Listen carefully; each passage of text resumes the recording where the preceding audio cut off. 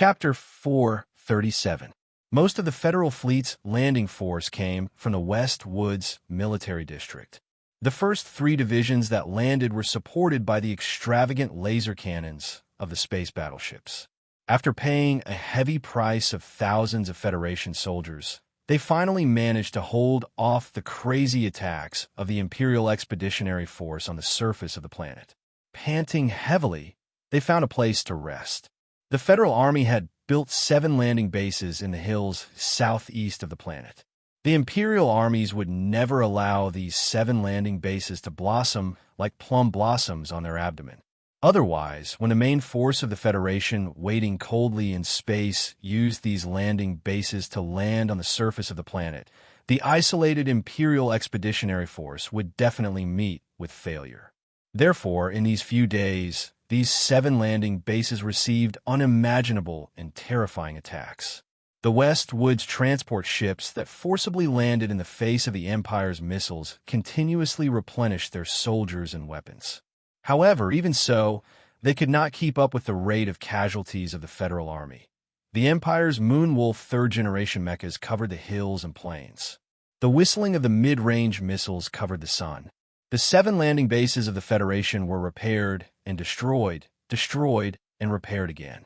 Death and rebirth, blood and corpses. The natural hills surrounding the bases were shaved off by the Empire's firepower. It was obvious how intense the war was. The Chilean base looked very simple. The steel fortress built by the 47 giant engineering mechas was damaged and burned everywhere. Even with continuous repairs, it was still impossible to make every part of the fortress in perfect condition. This place was at the forefront of the 7 landing bases, receiving the most powerful attacks of the Imperial armies. In just 10 days, the soldiers' losses had reached a terrifying 40%. There were many times when the Empire's mecha groups had already broken into the base.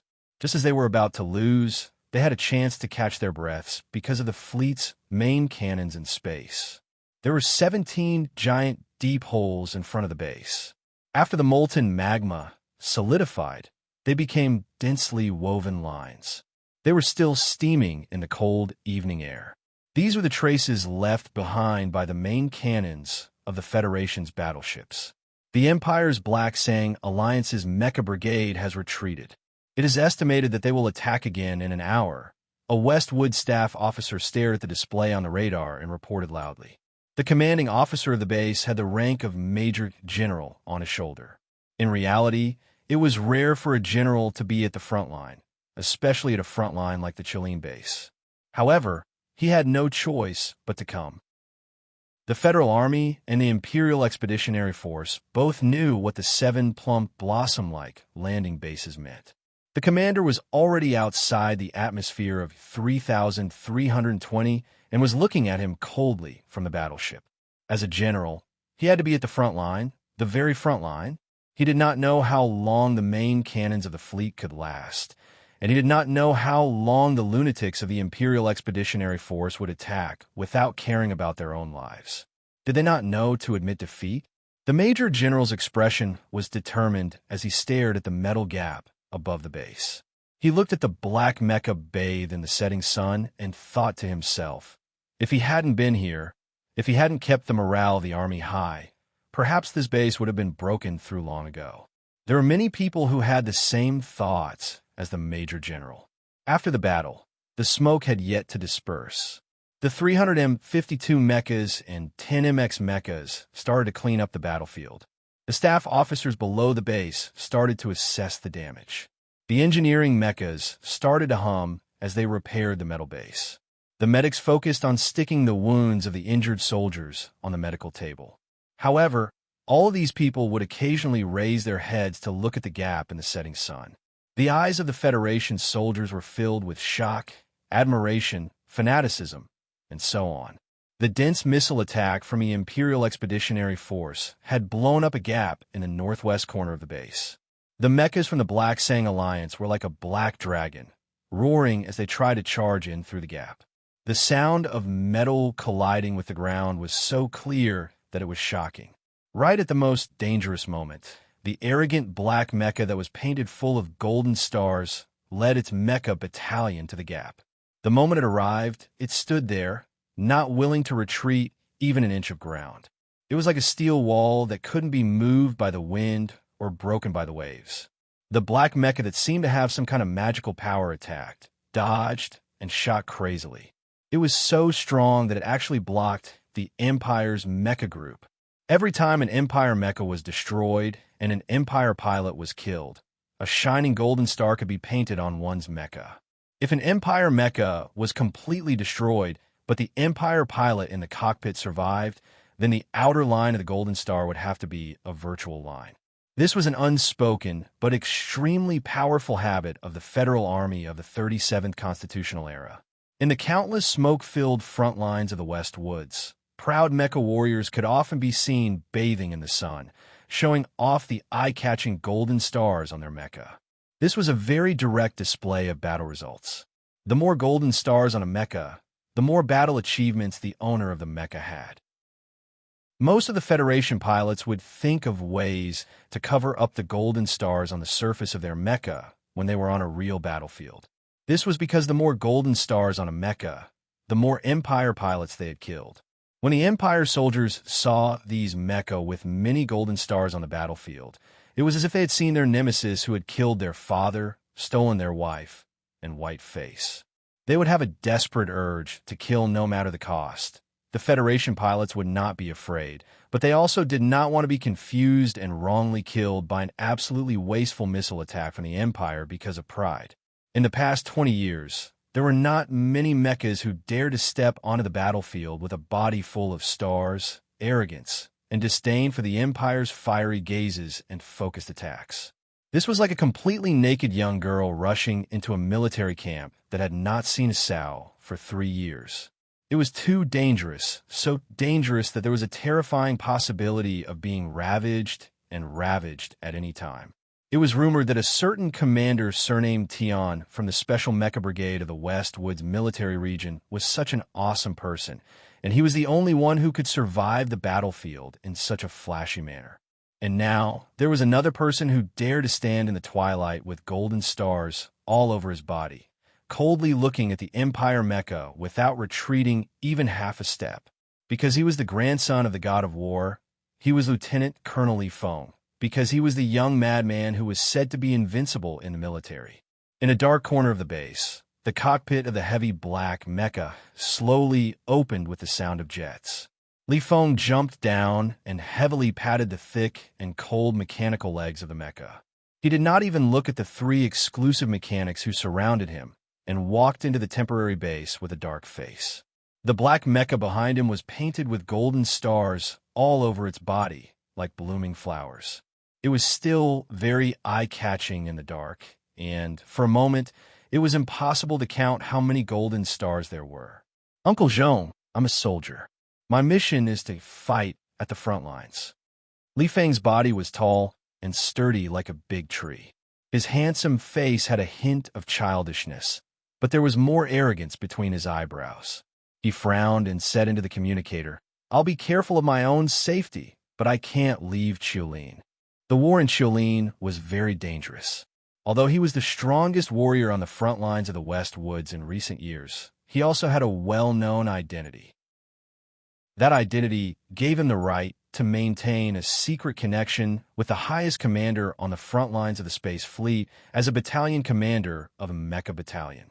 However, this identity also made this mecha prodigy feel a little suffocated because none of his direct superiors dared to put him at the front lines, the most dangerous place, to let the only grandson of the god of war die in his own army, and possibly let the Lees of Philadelphia die without descendants.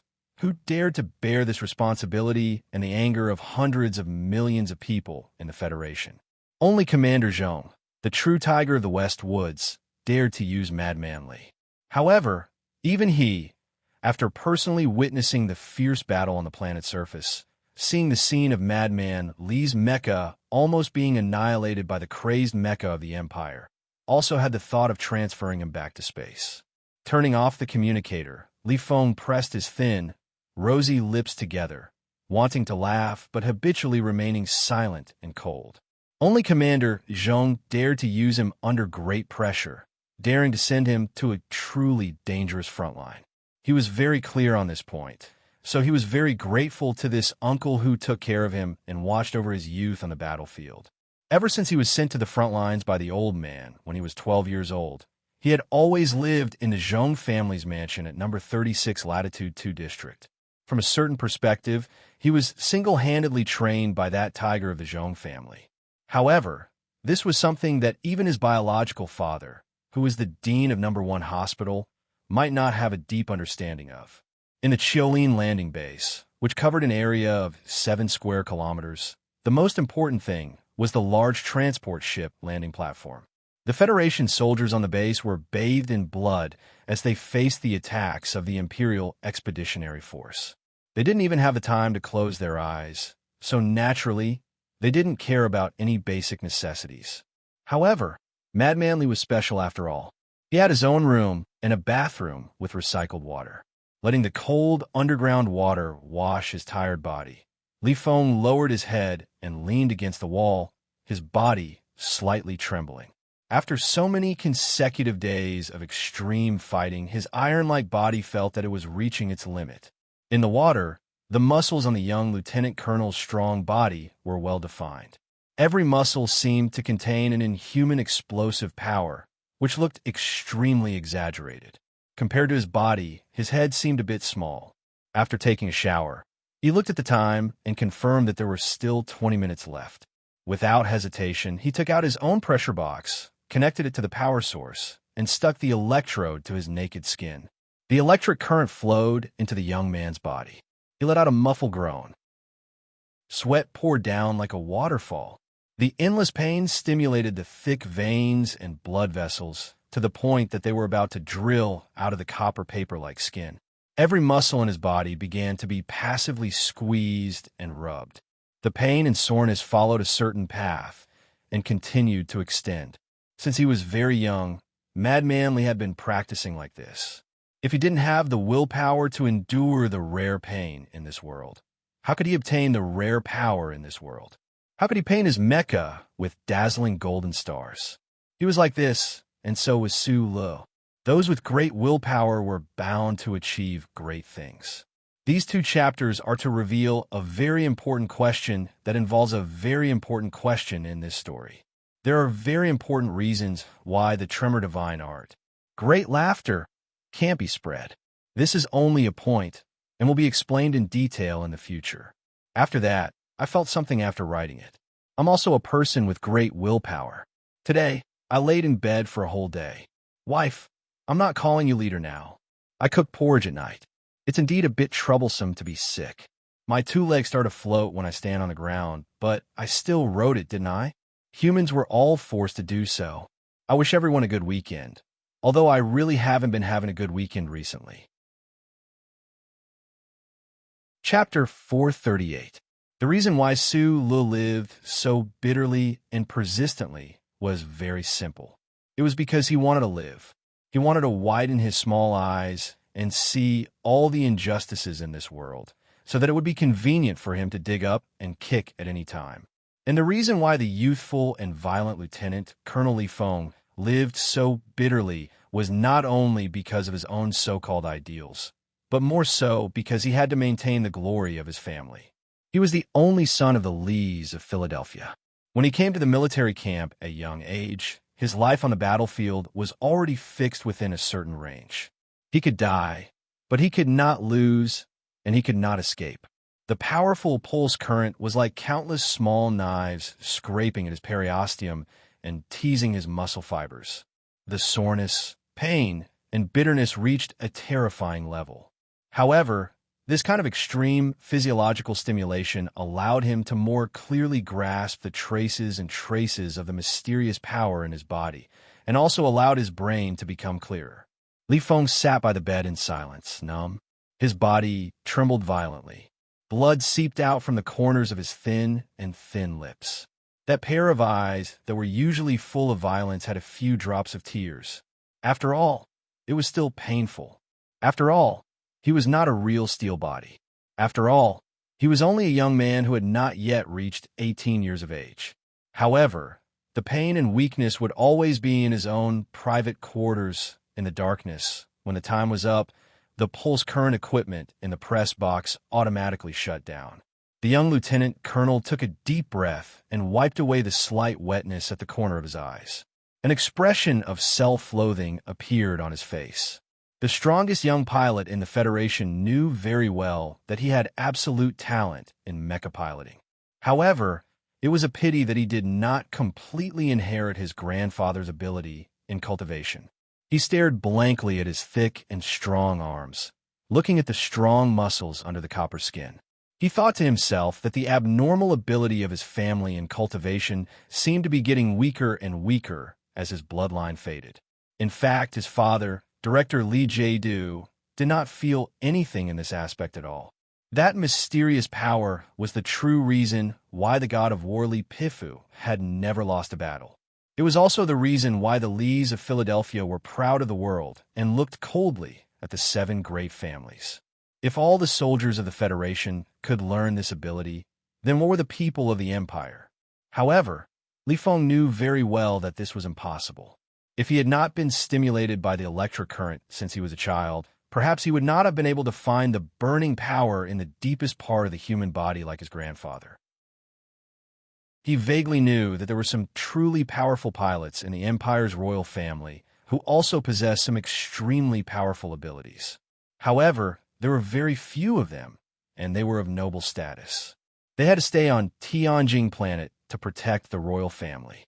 Therefore, as the strongest warrior in the Federation, he did not have the chance to see them. Thinking of this, Li Feng's eyes burst out with a trace of light. His lips were tightly pursed, and the air around his body condensed, giving birth to a strong fighting spirit. Those true experts of the Empire, that princess of the Empire who was rumored to be as talented as him, who had reached level 6 at such a young age.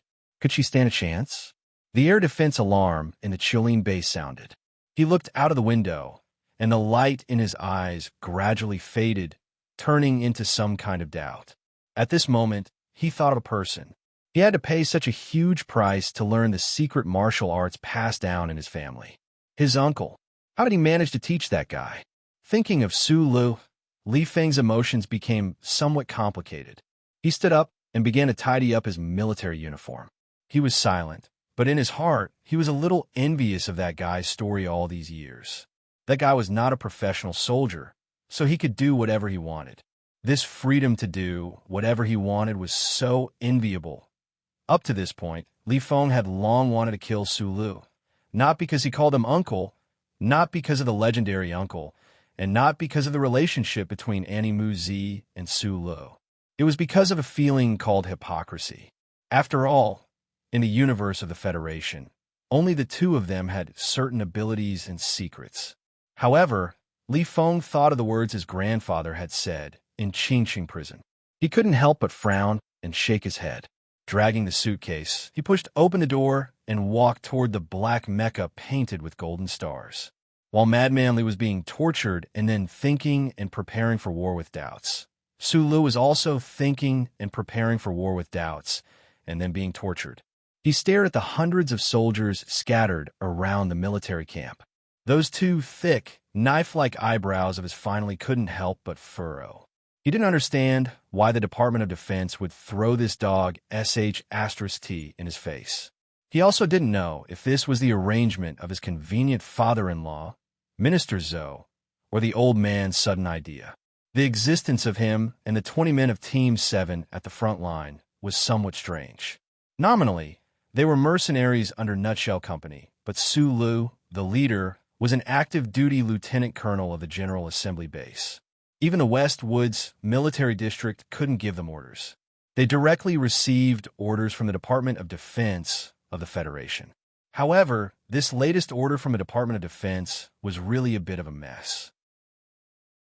3 days later, Su Lu would lead his team into Fallen Planet 163 to complete a complicated and dangerous battlefield mapping mission for the Federal Forces. 4 Team 7, who specialized in special operations, and Su Lu, who carried the hopes of several big shots in the federal military, they were already mentally prepared for the danger of the new mission. However, They didn't expect that in such a tense time for war, the Department of Defense would throw hundreds of pieces of dog sh*t in front of them and ask them to take this pile of dog sh*t with them on the road. How to go on the road? Go on the road peacefully and send these guys to their deaths one by one? Not only did Su Lu think this way, but the always quiet Bai Yulan, the outspoken Xiong Lin Quan, and all the men of Team 7 also thought this way. He and Team 7 were still in the Sunset State on the main planet of the West Woods, but they had already moved out of the Golden Star Hotel and arrived at a military camp in the mountains. Symbolically, here, Shipeng, here. Beside Su Lu, Bai Yulan was softly calling out names. In front of them, more than 100 soldiers answered weakly. These soldiers didn't know how to sit properly or stand properly. Some of them were so fat that they could crush mechas if they gained a little weight. And some of them were so fat that they could be blown into space by the wind of the planet if they lost a little weight. Some of them were delinquents with pale faces, and some of them were unscrupulous uncles who had been in the army for many years. These soldiers were active soldiers from the 84 unit of the garrison district of the capital planet. The Department of Defense arranged for them to come to the West Woods to support Team 7 as peripheral combat personnel. However, when they saw the lazy and rascally appearance of these guys, Su Lu and the men of Team 7 couldn't help but wonder, were these people here for a vacation or what they were here for? The 84 unit was a unit with a glorious tradition. Its predecessor was the 17th Armored Division that was single-handedly created by the god of war Li Pifu. Ever since the god of war retired, the Federation moved the 17th Division back to the capital planet in order to ensure the continuity of this glorious division. They placed the 17th Division on the banks of the largest city in the Federation, Harbor City. It was originally with good intentions, but unexpectedly, after more than 10 years, the bustling night scene of Harbor City eroded their bones and stole their souls. This Iron Division was worn down until only the name of the past was left, and today's pink and dull bodies were left.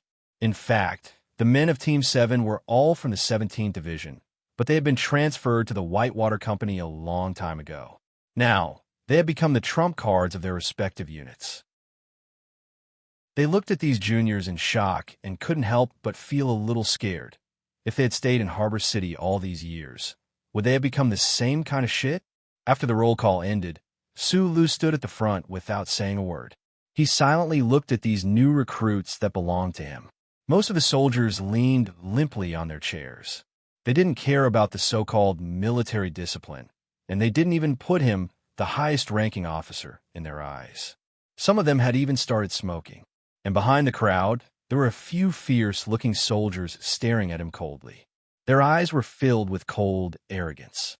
Su Lu looked at these people silently. He didn't reprimand them. He lowered his military cap, adjusted the sunglasses on his nose, and said to Lan Xiaolong, who was behind him, "I remember when we were at the training base, you said that the old man really hoped that I would lead the 17th Division back to its former glory. But I never would have thought that the old man's unit would become like this. Just a long trip on a warship, and they're so tired that they're paralyzed like dogs. I'm not a professional soldier, but I know that this kind of unit can't be considered to have any combat power. How do you think I can lead them? Also, is there something wrong with the heads of the Department of Defense? Training these guys on the battlefield will only kill them. How can they be turned into steel? Can I not accept this?" Major Lan Xiaolong, who was usually sharp-tongued, was especially silent today. This was because he was the only active duty officer of the 84 Division in Group 7. Looking at these old soldiers smoking, chatting, cursing, and even picking their feet, he felt very embarrassed. He smiled bitterly. It should be known that Su Lu had always been very good at controlling his emotions. But today he was so angry that he said such a long paragraph. This was very telling. Bai Yulan put away the electronic notebook and looked at the soldiers in front of him. Even he couldn't help but say coldly, "How did the division become like this?" He was also a member of the 17th Division. Lan Xiaolong shrugged and sighed. Although the garrison officers are very happy to be in Port City every day, their combat power and discipline shouldn't be so bad. According to my understanding, The people sent by the Department of Defense this time are also the best of the 83-84 division. He took by Yulan's electronic notebook and pointed at it softly beside Sulu. Especially these guys, including Song Xiang and Shi Peng, whom Yulan just mentioned, and a few others. As he spoke, Lan Xiaolong pointed at the soldiers in the barracks. The soldiers he pointed at had cold, arrogant, and provocative expressions. There was also a hint of anxiety and anger, as if they didn't care at all about what he was saying to the lieutenant colonel wearing sunglasses. "What do you mean?" Sulu asked. Song Xiang, the son of the principal of Yue University. Shi Peng, the nephew of the deputy speaker of Xi'an. Lan Xiaolong replied seriously, "Among these 100 people, there is a son of a governor, 5 sons of state senators, and 2 sons of federation senators. I have to remind you, this is very difficult to deal with." Sulu was stunned. He didn't expect that the young man who was smoking and cursing was the son of the old principal. He also didn't expect that the curly-haired young man who was sprawled out on the chair like a hooligan and looking at him with provocative eyes was the nephew of the deputy speaker of Xi'an. After a moment of silence, he looked at this group of real young masters with great backgrounds and asked, "Is this the legendary old master soldier? After a good rest, I feel much better. Thank you for your understanding." Chapter 439. The weather in the West Woods was a little gloomy today. The air pressure in the camp and Su Li's voice were a little gloomy. Lan Xiaolong lowered his head slightly and laughed bitterly, tacitly agreeing to this unpleasant name. Behind the lazy old soldiers, there were 7 or 8 fellows with clearly different temperaments.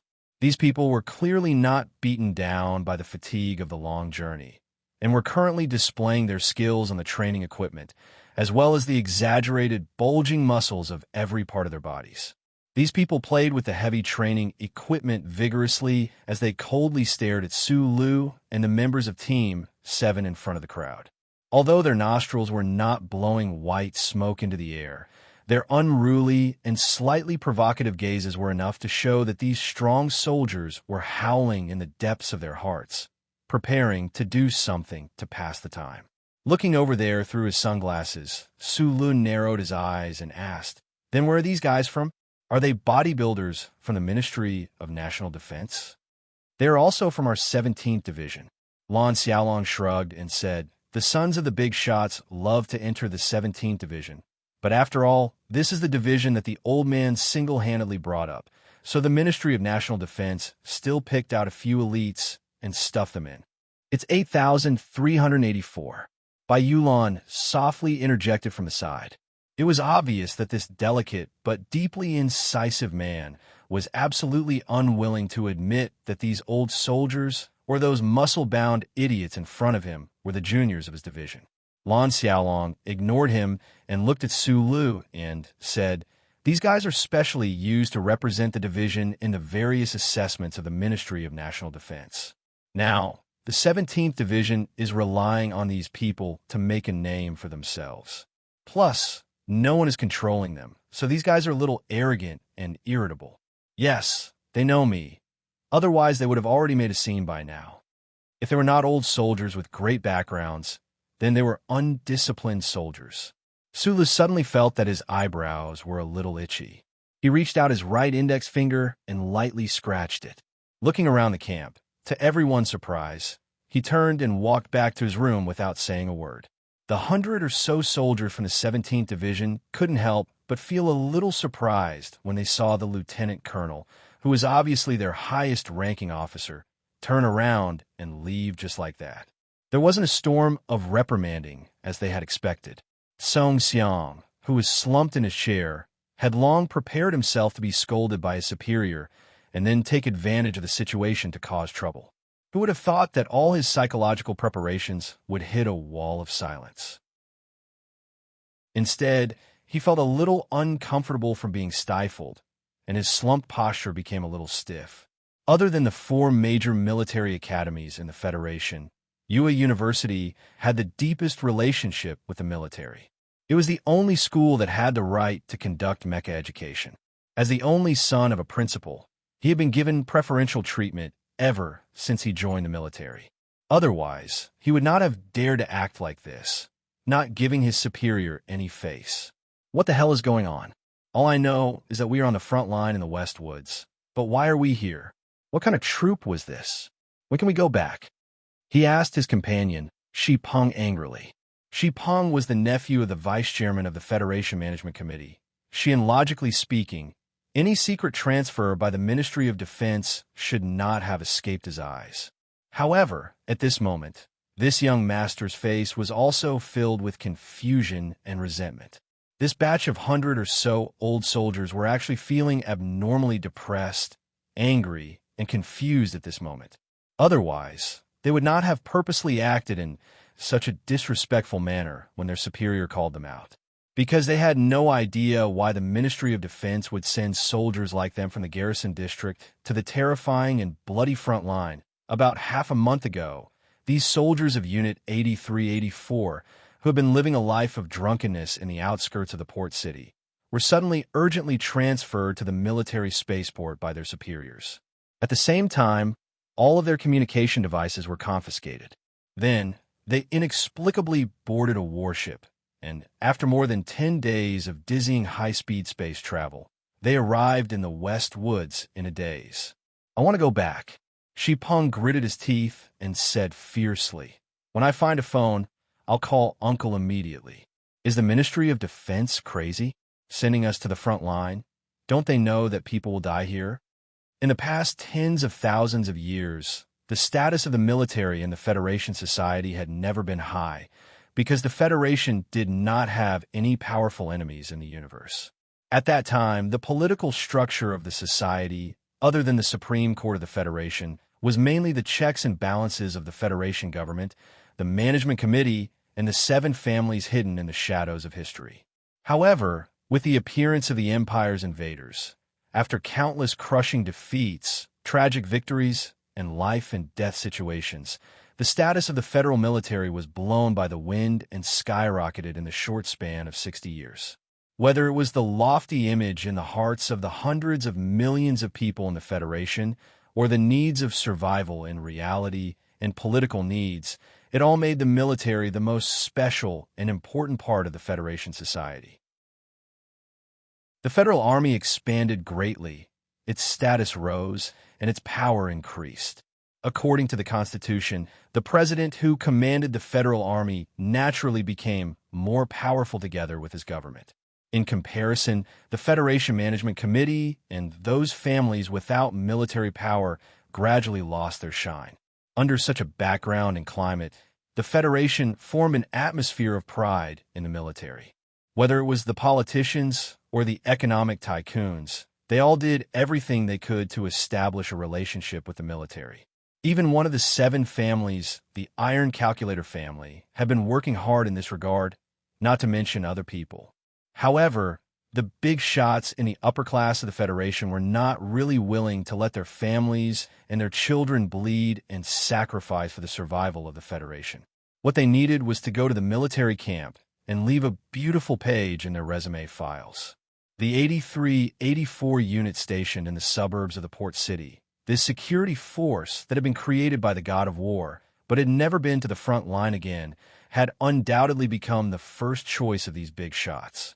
As a result, the invincible 17th Armored Division in the past had become a shady army filled with the mediocre and lazy aura of the rich and powerful.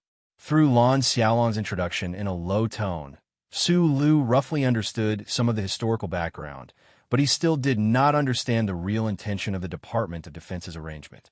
He knew that he was not a suitable role to lead an army. It was not difficult for him to single-handedly kill 7 people. This kind of courage and boldness was not difficult for him. But to turn a pile of dog sh*t into flowers was completely inconsistent with his personality. However, from the experience of the past year, it seemed that the old man in Philadelphia was determined to watch him fail.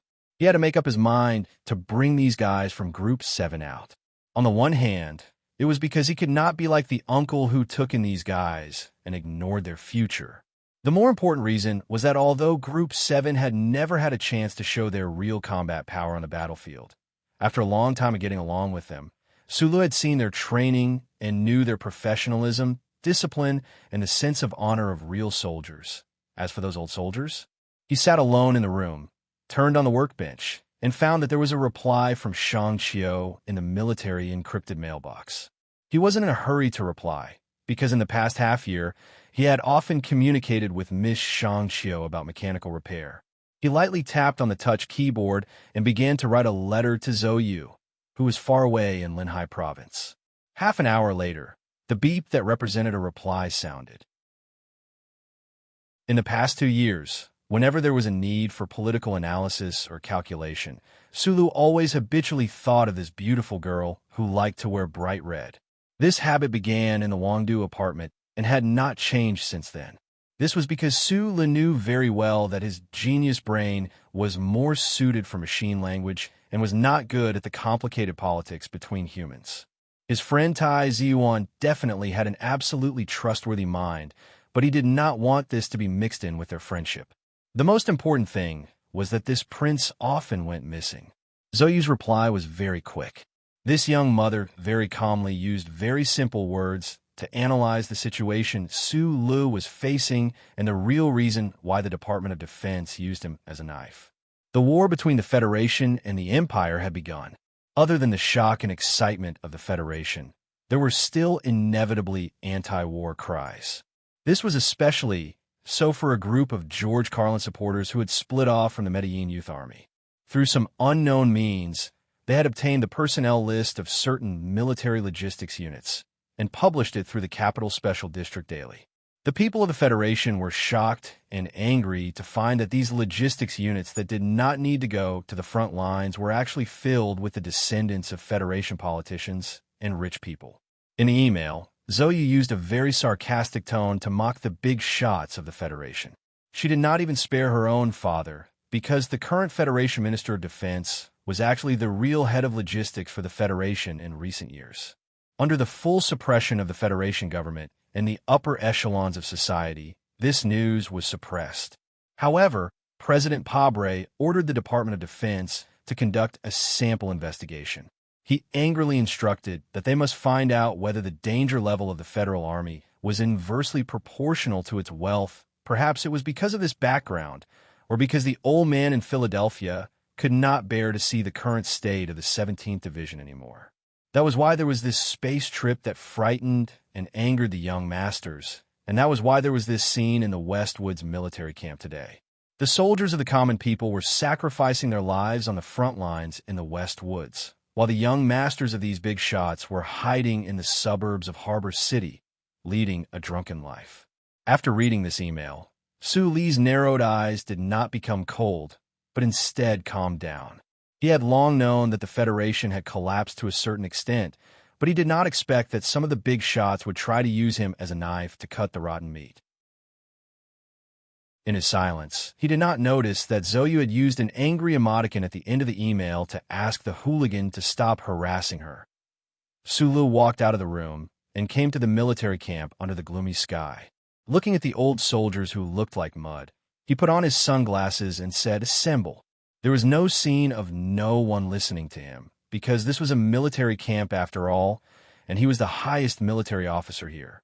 It was just that the speed of assembly was a little slow, and those young masters who came to the military camp for gilding seemed to be suffering from cartilage. Sula looked at the more than 100 soldiers in front of him and clearly saw the so-called sense of superiority and fearlessness on many of their faces. Chapter 440. Sula looked at the people in front of him through his sunglasses. His expression was calm and composed. Compared to these young masters of the upper class, he was just an orphan from Donglin. He was born poor, and it was impossible for him to have a golden spoon or precious jade in his mouth when he was born. However, he had great strength and a strong backbone. In his mind, he had always been entangled with the oldest and greatest old man in human society. Even when facing the revered god of war, Li Pifu, he could still stiffen his neck and remain composed. Showing a sense of superiority in front of him, that was a joke. After a moment of silence, he opened his mouth and said to the people in front of him, Perhaps many of you are still wondering why the Department of Defense sent you to the Westwoods. In fact, I'm also very puzzled by this question, because I don't know where to start training you. You're just a pile of dirt. Even if you are smelted in a high-temperature furnace for a few years, you will only become brittle and useless ceramic pieces. It is impossible for you to become the steel material that the Army truly needs. The material you are made of determines your possibilities. If you're a pile of dog sh*t and pee your pants after going to the front line because of the Empire's roaring bullets, then you'll become a pile of diluted sh*t. If you stick to the pants of our Group 7, it will make me very uncomfortable and very angry. In the S1 training base, Sulu, who wore sunglasses, had already played the role of a cold instructor many times. He was already very familiar with this set of actions. Those truly outstanding people of the Federal Army had all turned red under his harsh humiliation. They were angry and irritable. Not to mention this group of old soldiers from the 17th Division in front of him, this group of young masters who had never been humiliated like this in their lives. Dog sh*t was still diluted. Dirt could not be smelted into steel. The soldiers listened to these extremely humiliating words and looked at the taunting and bullying of the lieutenant colonel at the front of the line, whose face was mostly covered by sunglasses. Their expressions had already become extremely ugly. Many people showed resentment in their eyes. Some people began to discuss with gloomy expressions. Sulu ignored these obvious violations of discipline. He looked down at the list in the electronic notebook and said, "But since the Ministry of National Defense has handed you over to me, and since Mr. President trusts me, I have to do something. To tell you the truth, in 10 days, we will be parachuting to planet 163 to carry out an extremely risky mission. Believe me, after this mission is completed, the chances of you surviving are not high." Apart from a few powerful ruffians, most of the soldiers' expressions changed drastically. If it was said that Su Li's previous words had made them angry, then the revealed mission made them feel endless fear. Sulu wasn't lying. According to the analysis in Zoyu's email, the Federation government had to do something in order to silence the George Carlin faction and the Green Dragon Mountain faction that was preparing to take advantage of the situation. Regardless of whether it was because of his anger or because he wanted to appease the anger of the people, President Parable had to let these people go to the real front lines and accept the real test of blood and fire. And he was the sword in President Parable's hand. Recognizing this fact clearly, Sula didn't feel too heavy or angry. He had always admired Pabre. This, what Mr. Schur called his own president. This president had rescued him from prison. The president had always displayed a moral integrity that was completely different from the politicians. The president was an exception in the political history of the Federation. He was an exception that deserved the sincere protection of people like Sulu, so he was willing to work hard to complete the mission given by the president. As for the sons of these important figures in the Federation, if they wanted to live, they had to change their attitude towards life. If they died, Sulu believed that he wouldn't have too many tears to shed. He looked at the few powerful ruffians in the back of the crowd who didn't hide their cold, arrogant, and wild expressions. His brows furrowed. These bodybuilders of the 17th Division looked as cold and callous as douche-shouching soldiers. But they hadn't learned the iron 7th Division sense of discipline at all. It was truly a bit annoying. Yin Bingyan, Lu Ching Song. He called out the names of those people and said, "You guys stay here. The rest of you start running laps until I tell you to stop." This was in order to half disperse. At this moment, the soldiers who had fallen into shock, panic, and anger didn't follow the order to run. Instead, they stared at Sulu with eyes that were about to spit fire, as if they wanted to melt the cold sunglasses on his face. "We're not going," someone shouted loudly. Shi Peng said coldly, "We demand freedom of communication." The son of another senator shouted angrily, "Why do we have to go to the front lines? Since when can the garrison area fight in a foreign land? You have to give us an explanation, or else we want the Ministry of Defense to give us an explanation." As soon as the son thought of going to war with those beast-like Empire people, his face turned pale with fright. He pulled at his hair in pain, completely unable to understand what was happening before his eyes. He couldn't inform his father, family, or girlfriend. Did he have to go to the front lines in such a muddled manner?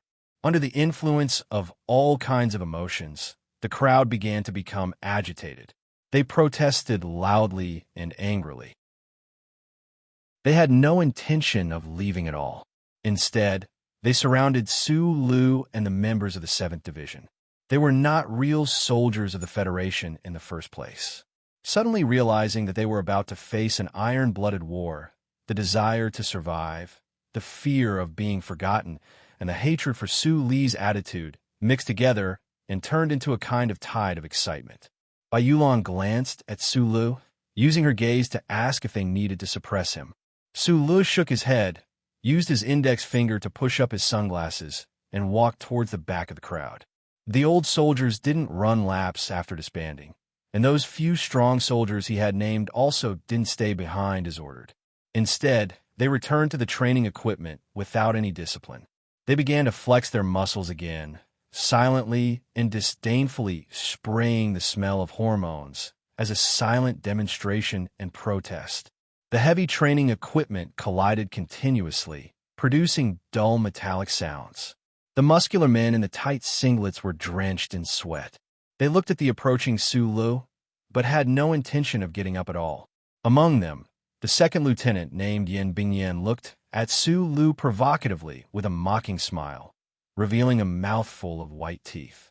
His smile wasn't sunny at all, but fierce and ruthless.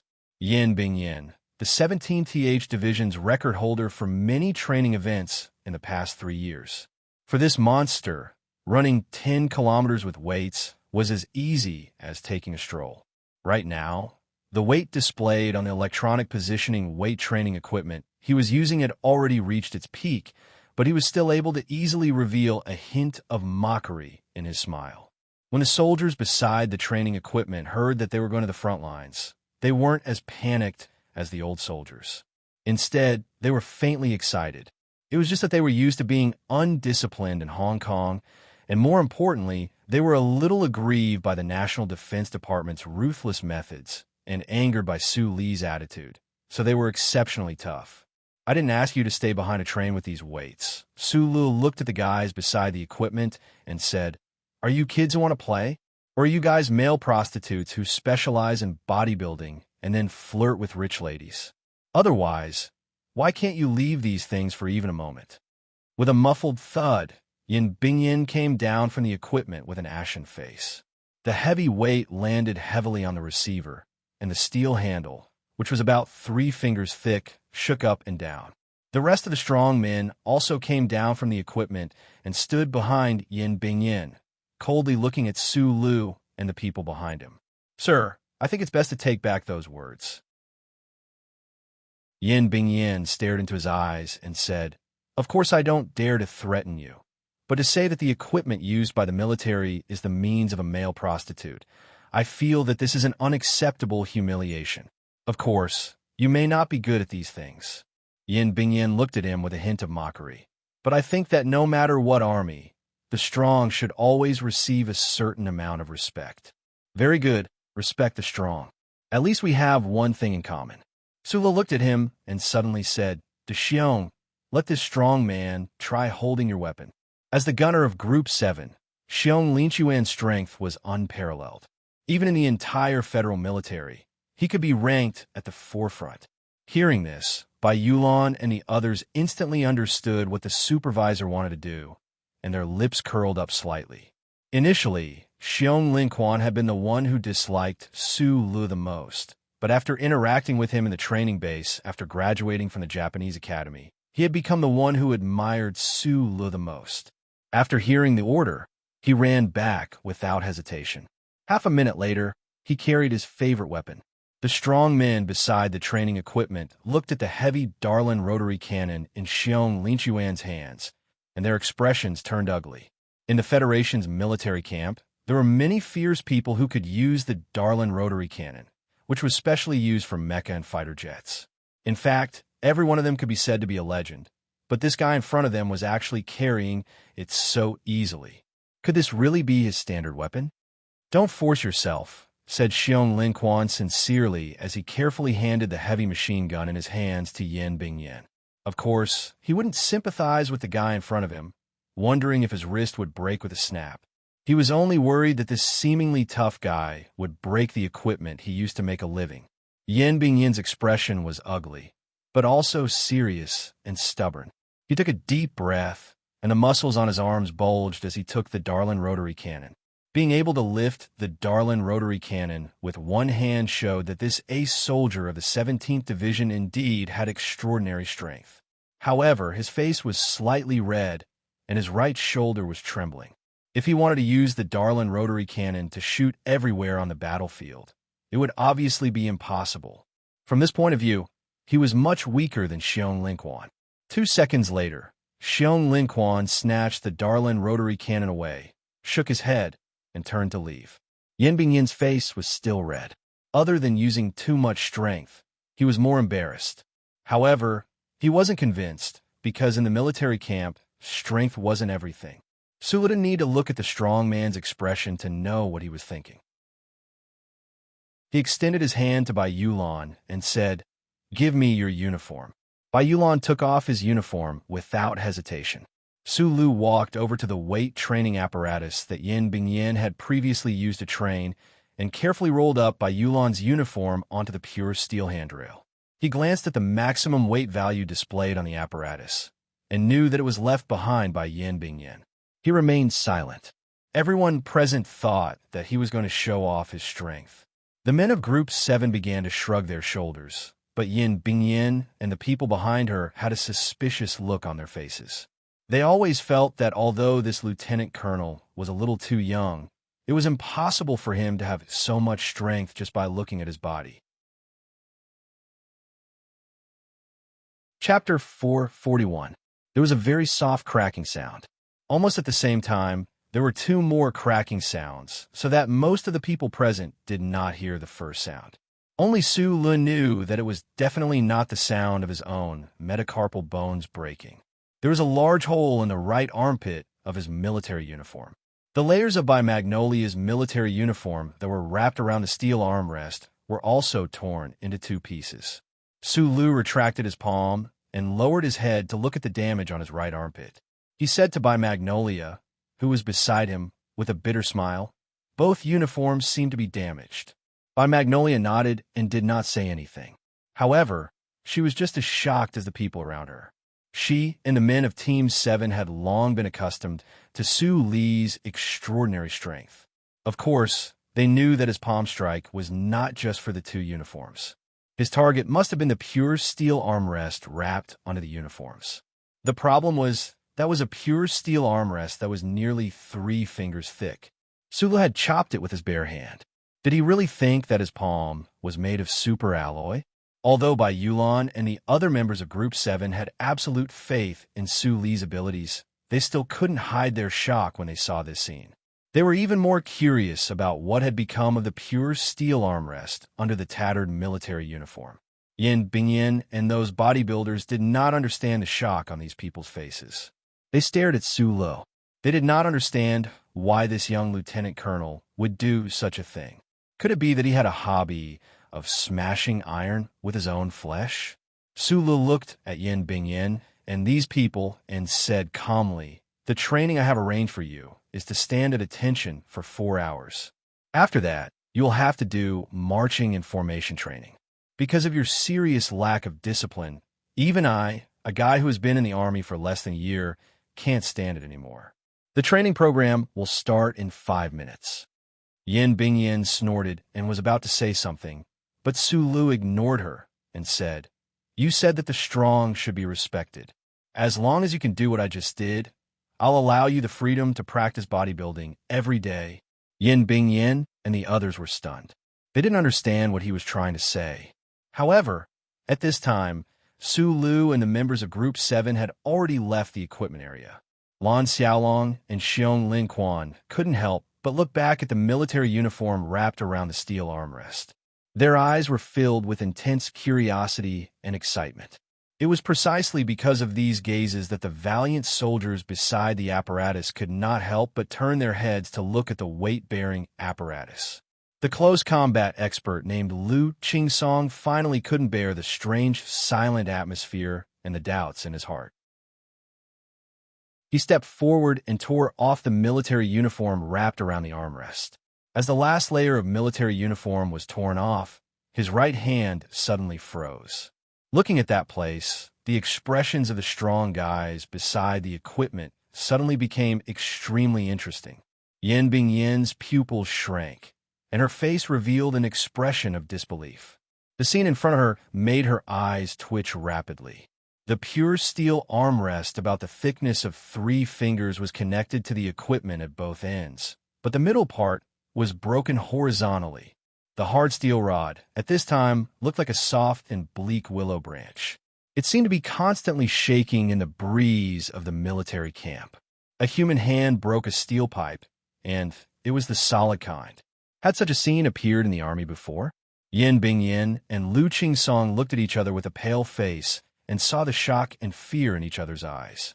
It seemed that the 4 hours of standing at attention and boring marching training were inescapable. Yan Bingyin thought so in her heart. She subconsciously looked up at the sky, wanting to confirm whether this was a real world. As soon as she looked up, she saw the dark clouds dispersed and the scorching sun in the sky. The training later would be extremely difficult. It broke. It broke. F***CK, it really broke.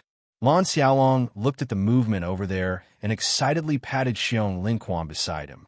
He lowered his voice and said excitedly. Xiong Linquan looked at Su Lu in front of him and felt that his scalp was a little numb. He was a fierce warrior who lifted cement boards and smashed people. However, after following Su Lu, he found that this well-proportioned and not strange director was the real fierce one. Bai Yulan followed beside Su Lu. She didn't look back, but she already knew what was happening behind her. Her slender eyes that were faintly discernible through her black hair flashed with a trace of shock. Facing a solid steel pipe that was 3 fingers thick, the boss actually dared to use his bare hands to chop it. This was a completely crazy realm and confidence. Su Lu listened to the shocked discussion of the men of Group 7. The thin corners of his lips slightly curled up, showing a trace of pain. He rubbed his red and swollen palm and thought to himself, I was a lunatic who dared to step on Mecca, let alone a steel pipe. But the steel pipe is really hard, my hand hurts. The old soldiers of the 17th Division didn't run laps. They stood in front of the military camp and protested loudly. Meanwhile, the young masters of the big shots, including Shi Peng, were moving their eyes quickly, trying to find a way to communicate with the outside world in this enclosed military camp. These young masters firmly believed that as long as they let the elders of their families know what kind of humiliation and danger they were enduring, they would definitely have a way to interfere with this inexplicable and crazy action of the military. Why don't you run laps? Su Lu walked in front of them and asked, You should know the rules of the military very well. I don't want to take measures to punish you on the first day. The young popinjays stared at him angrily and didn't say a word. They didn't see the scene that happened by the equipment just now, so they didn't know what kind of terrifying strength this lieutenant colonel with sunglasses had. On the contrary, they habitually used the ability to judge people that they had honed in the upper class of the capital ring to place most of their attention on Su Li's age. Through the wide sunglasses, they seemed to be able to confirm that this lieutenant colonel was very young. To become a high-ranking officer in the military at such a young age, this person definitely had a great background. It was unknown whether or not being transferred to the front line by the Ministry of Defense would involve some hidden storm in the political world. However, if it was a competition of family background, these popinjays definitely didn't need to admit defeat. Shi Peng didn't answer Su Li's question. With a gloomy face, he said, We were kidnapped. Before we know the reason, I refuse to obey orders. At the very least, you should let us have the freedom of communication that every citizen and soldier should have. Why don't you run laps? Su Lu didn't seem to see this person's face. When he heard this person's words, his eyes were hidden behind the sunglasses as he asked in a soft and dull voice.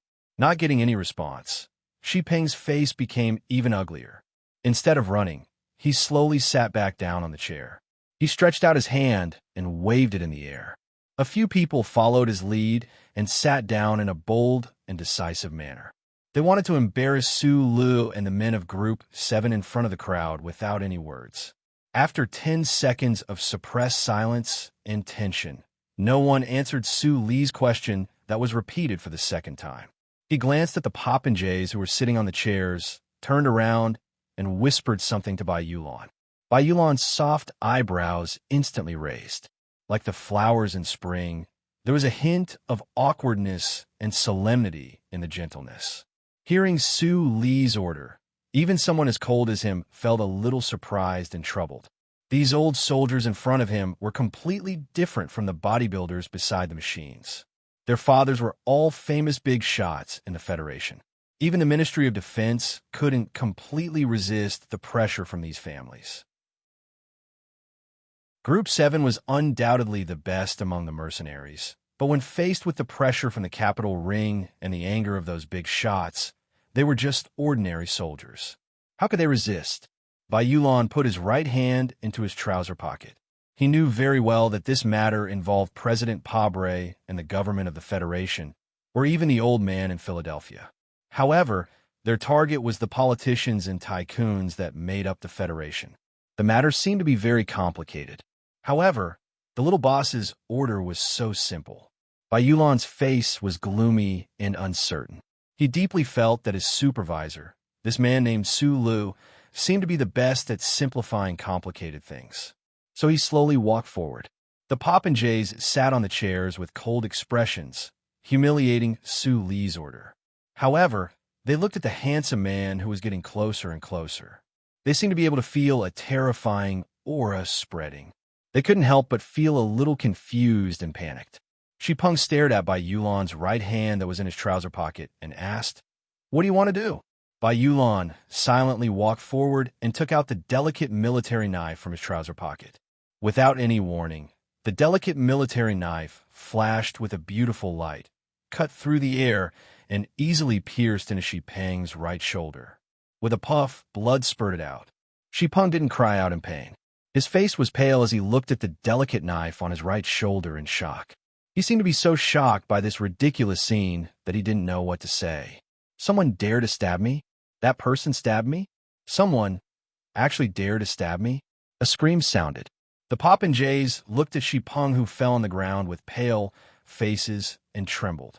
A few of the braver ones rushed over and hugged Shipeng in their arms. At the same time, they glared at Bai Yulan and Su Lu and screamed, "Are you crazy? If you don't listen to the order, you'll also die if you go to 163. Su Lu looked at the bleeding Shipeng and naturally thought of the big shot that he had met at the flowing wind slope. He said softly, "I'll give you one more minute. If you still don't want to run laps, I don't mind letting the secretary stab you 2 more times." Song Ji tightly hugged the bleeding Shipeng. He was trembling with anger and fear. He stared at Su Lu fiercely and shouted, "I'm going to complain to the legal department. I'm going to send you to the military court." Su Lu was silent for a moment and suddenly said, "I forgot to tell you, this is the 7th combat team of the Shell Corporation. We are mercenaries, not federal forces. The military court can't control us." The popinjays' faces were pale. Shipeng was desperately covering his bleeding wound. He stared at Su Lu and roared, "Who the F***CK are you?" "Lan Xiaolong. Tell this son of a bitch who I am." Lan Xiaolong quietly hid behind Su Lu. He glanced at the chaotic scene with the corner of his eyes. His heart slightly twitched. He really didn't understand why Su Lu dared to do this.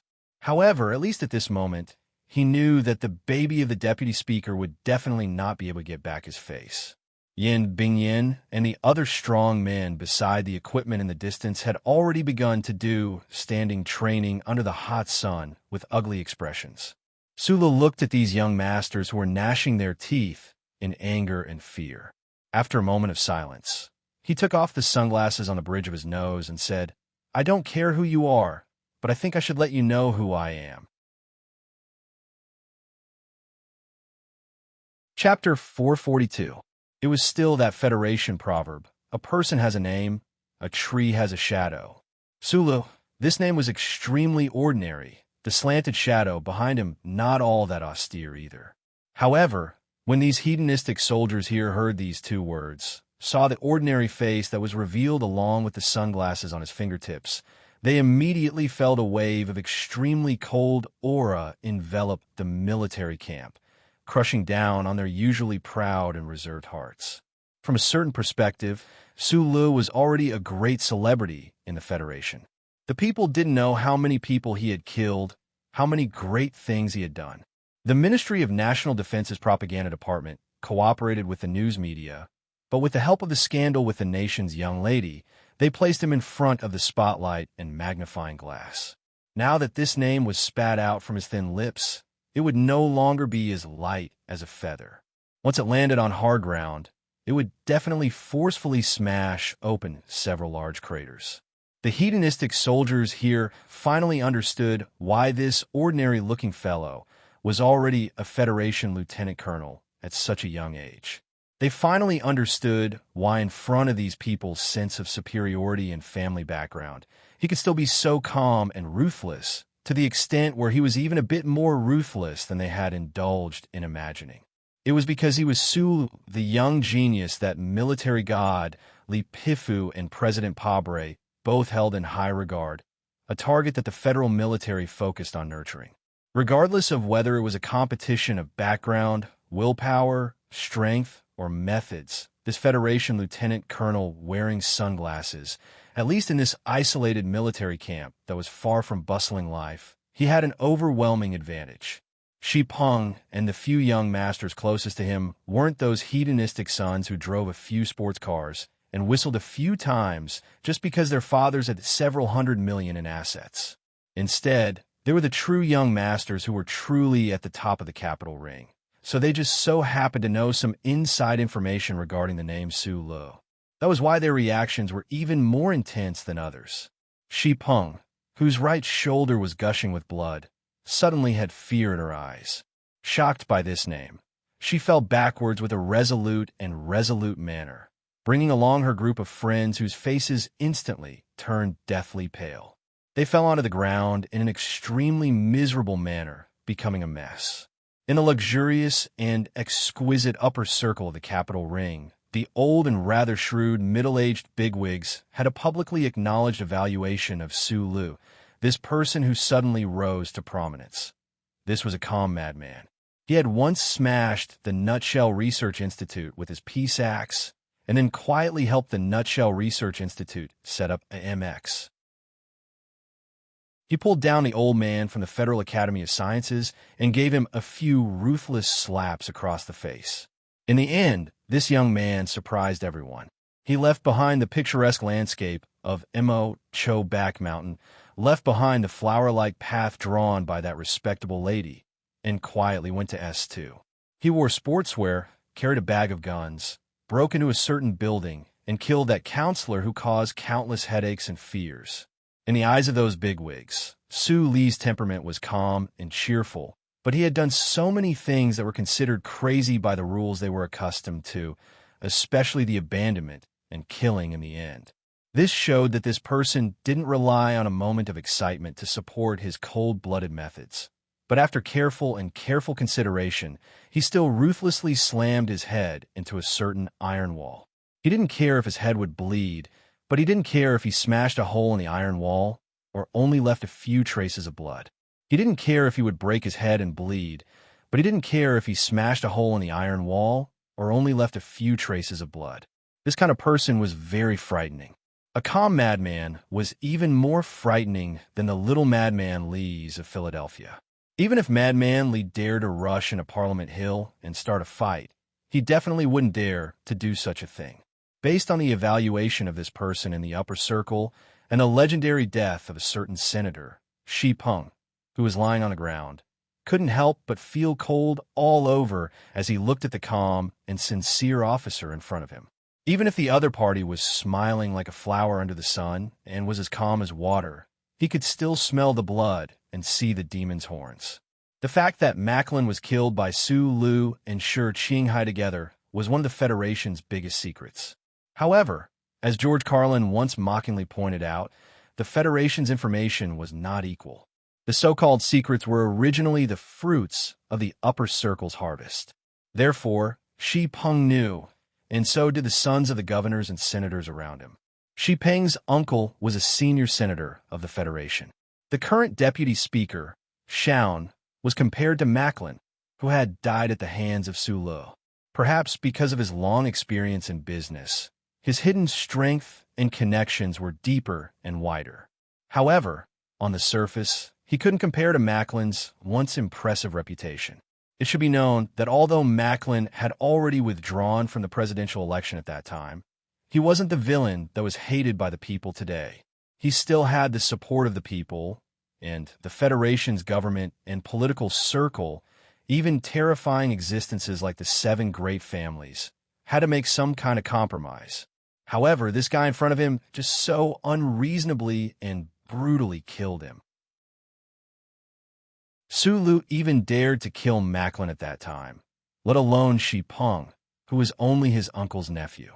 Shi Peng's face was pale, and his eyes were wandering. However, he could still clearly feel the pain from the sharp wound on his right shoulder. He was more and more convinced that if he continued to resist, he was afraid that this delicate and feminine man would really stab him to death. After only 2 seconds of silence, Shi Peng tightly pursed his lips and climbed up from the ground with difficulty. He saluted Su Lu and then turned to walk toward the field. His strong will, because of his family background, power, and money, instantly collapsed and shattered in the face of the simplest and most direct shadow of blood and death. At least in this military camp, he had to endure, stall for time, and wait for his family's response. Su Lu lowered his head and looked at his watch, calculating the time. The foppish soldiers all turned pale and ran toward the field. Su Lu raised his head, put on his sunglasses again, and said a few words to the people behind him. The outstanding battlefield medic of Team 7, Ho Xiandong, immediately reacted and rushed to the field. He pulled Shi Peng to the shade and began to treat the wound on his shoulder. Bai Yulan's stab was not deep, but the wound was a little long and there was a lot of blood. It looked a little scary. They were the mercenaries of Nutshell Company and did not seem to have to worry about the existence of military discipline or military court. However, no matter how cold and silent Su Lu was, he would not stab his subordinates to death just because they did not attend training. Strangely, however, many people seem to think that Su Lu was really a terrifying person who killed without batting an eyelid. The foppish soldier running toward the field was the last to follow the symbol. Su Lu called out to him. After a moment of silence, he said, "Don't embarrass the old principal." The symbol's face was covered in bruises and bruises. He did not know that his father was the principal of Yue University. At home, he often heard his father talk about the legend of this little gatekeeper in front of him. Su Lu had never received professional training in the military camp. He had never run weight-bearing training. He had only followed Bai Yulan for a period of time to learn about firearms and standard mecha operation. Those tactical manuals were also just his hobby reading, so naturally he could not be responsible for the training of more than 100 subordinates. In fact, he did not understand these things. After confirming that the breath of these old soldiers had been completely suppressed, he put on his sunglasses and returned to his room. He began to use the military communication system to send frequent technical emails to Shang Xiu, who was far away in Hong Kong. During this period of time, the engineering department of Nutshell Company had begun to experiment with the turbine compression idea that Shang Xiu's Mr. Chung Fengsher had proposed. They were in a state of excitement and anxiety. The engineering department missed him very much, and he also missed the atmosphere of the past. Bai Yulan was fully in charge of the training, with Lan Xiaolong assisting. Those old soldiers with extremely poor military qualities were undergoing a horrendous training on the field. Xiong Linquan held a spiked leather boot and roared, forcing those people to move faster and faster. As long as someone slowed down or collapsed, a few whips would cut through the air, leaving behind a few bloody scars. Fortunately, the Department of National Defense was extremely generous to the point of being extravagant. Dr. Ho Xiandong skillfully and excitedly operated those medical pods, injecting all sorts of medicine into those old soldiers who had fainted from exhaustion. He could absolutely guarantee that these young masters would not be left with any physical injuries. Cured? Continue to train. As the saying goes, if you train hard, you'll be like a dog. Even if you are scolded, you will not bark. This was the miserable life of the 17th Division's old soldiers on their first day in the West Woods. On the other side of the field, Yin Bingyin, Lu Qingsong, and the rest of the bodybuilders or record holders were undergoing military posture and formation training under the scorching sun. The long period of standing still had turned them into wooden dummies. Then, under the scorching sun, they turned into dried corpses. Their skin began to crack and float. You know, the so-called mapping mission is to help the Bureau of Proclamation sneak into the enemy's territory to install the chip. There are only 10 days left before we depart. I admit that your training level is very cruel, but with only 10 days, can you really create a real fighting force for Sulu? In the shadows at the edge of the barracks, Lan Xiaolong unbuttoned his collar and looked at the soldiers on the field who were like stray dogs. He frowned and said, "Boss just wants them to have fewer deaths on the battlefield.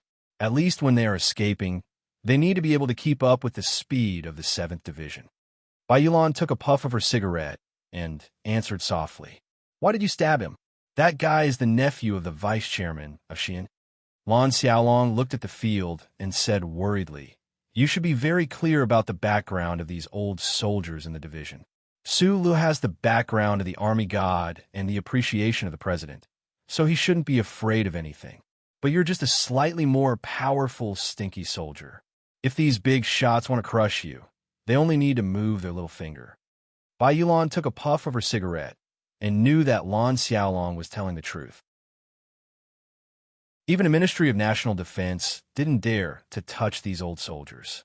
Although these guys were suppressed now, who knew what would happen in the future? But he still remained silent. Lan Xiaolong was silent for a moment. He turned his head and stared at the pair of slender eyes through the black hair. He said very seriously, "You keep insisting on calling him boss. Are you really going to sell your life to this guy?"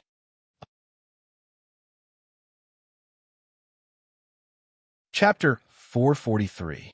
Bai Yulan took another puff of her cigarette. Her face, which was covered by her black hair, did not change in the slightest because of Lan Xiaolong's sudden question. She said softly, "The ministry gave Group 7 a mission. Originally, they only had 3 days to prepare. In the morning, the boss made a call to the West Mountain compound. After an angry argument over the phone, the 3 days became 10 days. The ministry has to give him face. I stabbed him because I want him to be more efficient during the 10 days that he fought for. If too many of the children of these big shots die in the hands of the boss, even if Fei Cheng and the minister want to protect him, there will be too many problems." Lan Xiaolong looked at him and continued to ask, "Why did you want to risk your life for him?" Bai Yulan pressed the cigarette against the wall, leaving a deep black mark. The flame went out, leaving behind a trace of heat. That year, the new mecha failed. President Sieg was furious. The Bureau of Proclamation started to investigate Nutshell's illegal activities. Group 7 was thrown out as a scapegoat by some important people. In order to protect Xiong Linquan and the others, you shouldered all the responsibility and were sent to the military court. Although you were lucky to get away with it, you were expelled from the army forever. From that day onwards, you quit smoking. You swore that you would never smoke again. You said that you wanted to be healthy and live a long life. Lan Xiaolong looked down at the cigarette between his fingers and said, "But after you started following Su Lu, you started smoking again. We know your personality and what it means to break your oath. Before we left the capital ring, Ning he came looking for me. He felt that your personality had become too calm and cold, like a crazy demon. It was after Ning he's wedding that Su Lu stabbed Bai Yulan in the back." Thinking about that time, Bai Yulan narrowed his eyes, as if he could still feel the pain in his back. After a moment of silence, he said softly, "In the past 6 months, you've been brainwashing the people of Group 7 every day. You want to make Xiong Jiaozi and the others worship the boss so much that they have the urge to hug the boss to sleep. Didn't the Department of Defense send you here to help him gather Group 7 first, then slowly gather the 17th Division? Since your mission is to put the lives of many people in the hands of the boss, what's wrong with me doing my best? After receiving an affirmative answer, Lan Xiaolong, who was used to mocking the Federation with a sarcastic tone, froze. Uneasiness and worry gradually spread out of his eyes, but the words that came out of his mouth were still as sharp as ever. Our genius manager is destined to become a big figure. Lord War God, the Department of Defense has been paving the way for him for the past year, and I'm the coolie who sprinkles the cement. The problem is that there has to be a limit to any decision. As the guy at the bottom of the pile of materials, if we work too hard, we can only become countless crushed stones in the future, embedded in the cement and paved on his golden path.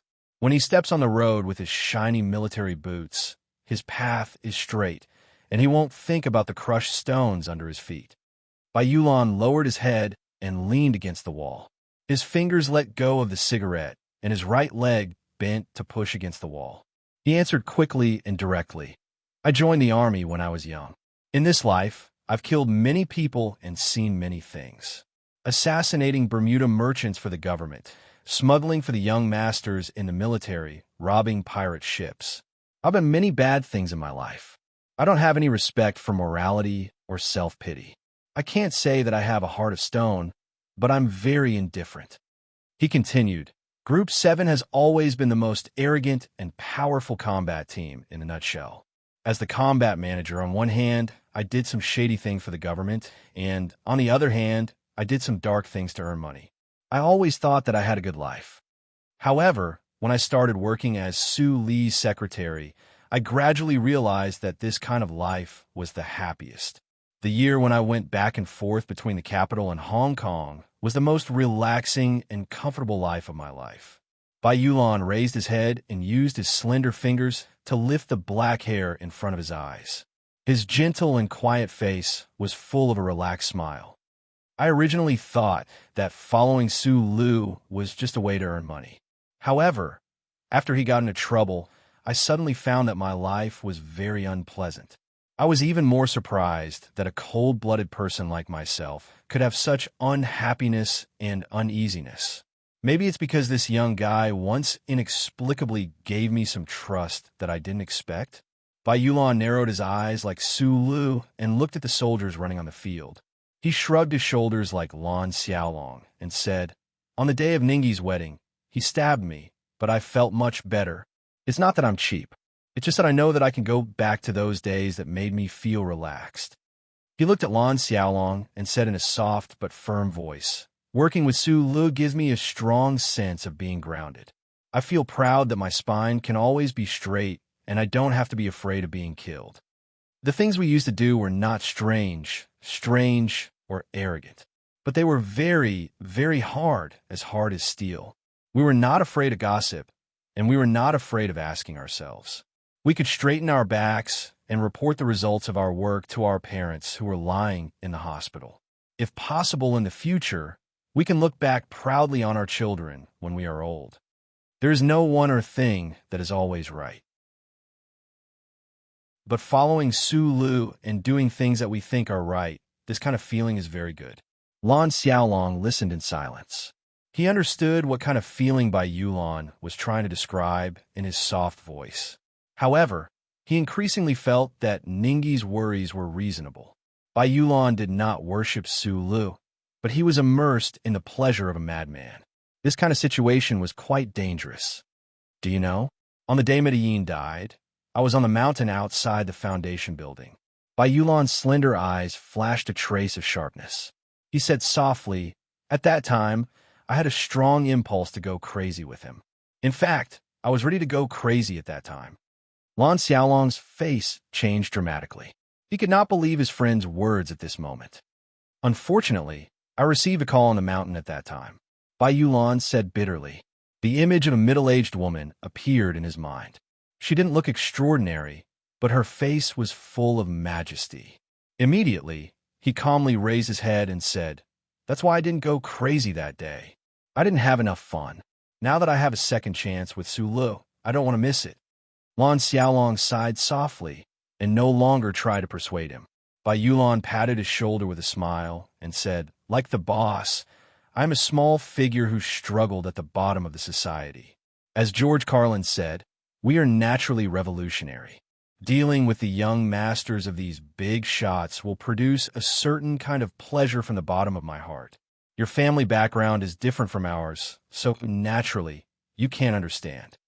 After saying a rare, long psychological analysis, the delicate man put his hands back into his trouser pocket.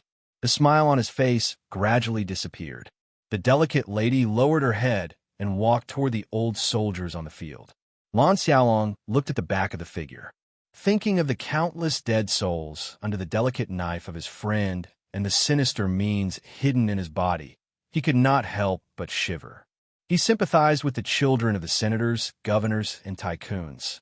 It had to be admitted that as a personal secretary who did not make the bed but served tea and water for a long time, Bai Yulan had a very good grasp of Su Li's mind. In the following days, the more than 100 old soldiers from the capital ring were miserably dealt with by Bai Yulan, Xiong Linquan, and the others.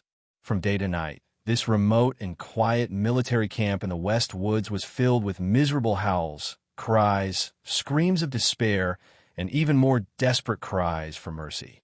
Running with weights, shooting with weights, and then running with weights again, whipping, kicking, drugs, and obviously illegal black market stimulants. Blood and snot were smeared on the tattered military uniforms. Bruises and ulcers were constantly rubbing against the sand. Occasionally, someone would fall, and some would be so weak that they would vomit bile. The sun and moon in the West Woods witnessed countless tragic scenes. Medic host Xiandong stared at the piles of hemostatic tape and more than 10 empty adhesive bottles in the room. He also stared at the unconscious soldiers in the healing pods. Even though he was a professional and calm military doctor, he could not help but feel a chill run down his spine. But their commanding officer, Manager Su Lu, who was a genius in Group 7, but was also calm, kind, and optimistic, had allowed this to happen. However, contrary to Bai Yulan's description of George Carlin's theory, Su Lu did not have any hidden pleasure or displeasure in the torture of the old soldiers of the 17th Division. He was only doing things according to some strict engineering logic. Moreover, he was so busy that he did not have the time or mood to enjoy the mental world of a sadist. Under the white energy-saving lights, Su Lu closed his eyes and adjusted the blueprint stored in his mind. After a moment of thought, he slowly opened his eyes and sent the completed email to Shang Xiu, who was billions of miles away. Miniaturizing the turbocharger system into a mecha was an extremely difficult task. Chung Fengshe had proposed a whimsical design concept. After the even more talented Shang Xiu had obtained the materials, she had immediately erased the hydrogen fuel foundation in the original design. The Nutshell Engineering Department worked at full strength. In just a few short days, the project had achieved a great breakthrough. In the past few days, Su Lu had been in constant email contact with his colleagues in the Nutshell Engineering Department.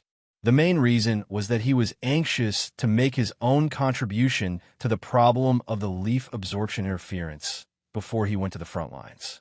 Standing by the window, he rubbed his eyes and silently watched the old soldiers struggling on the field like sick dogs under the moonlight. He knew that these people had been tortured to the brink of despair and collapse. What comforted him was that under such strict training, none of the 100 or so soldiers tried to use self-harm to escape.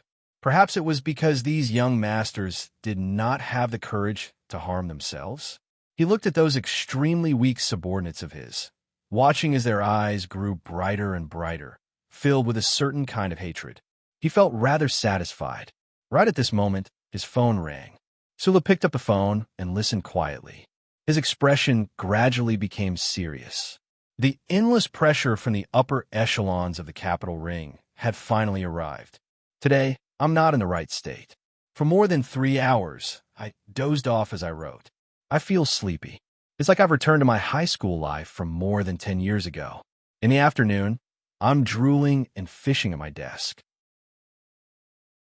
This feels so nostalgic, so I've seriously revised it a few times after writing. If there are still any problems, then I'm really sleepy.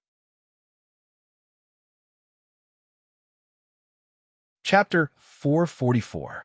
With the level of technology of the Federation, it was easy to create a wall that did not allow even a trace of wind to pass through. The Department of Defense secretly sent military police to escort more than 100 old soldiers of the 17th Division onto the warship and blocked off any means of communication. Quietly, like thunder, they were sent to the front lines of the West Woods. It was done flawlessly, but in the end, it could not escape the eyes and ears of everyone. The identities of these old soldiers were too sensitive. When the big shots of the upper echelons of the Federation were shocked to discover that their sons were missing, even with the strict discipline and execution of the federal military, it was impossible to stop the anger of these big shots and their efforts to find out the truth. These politicians and tycoons used their network of contacts throughout S1 to touch upon the truth of the entire incident in a very short amount of time.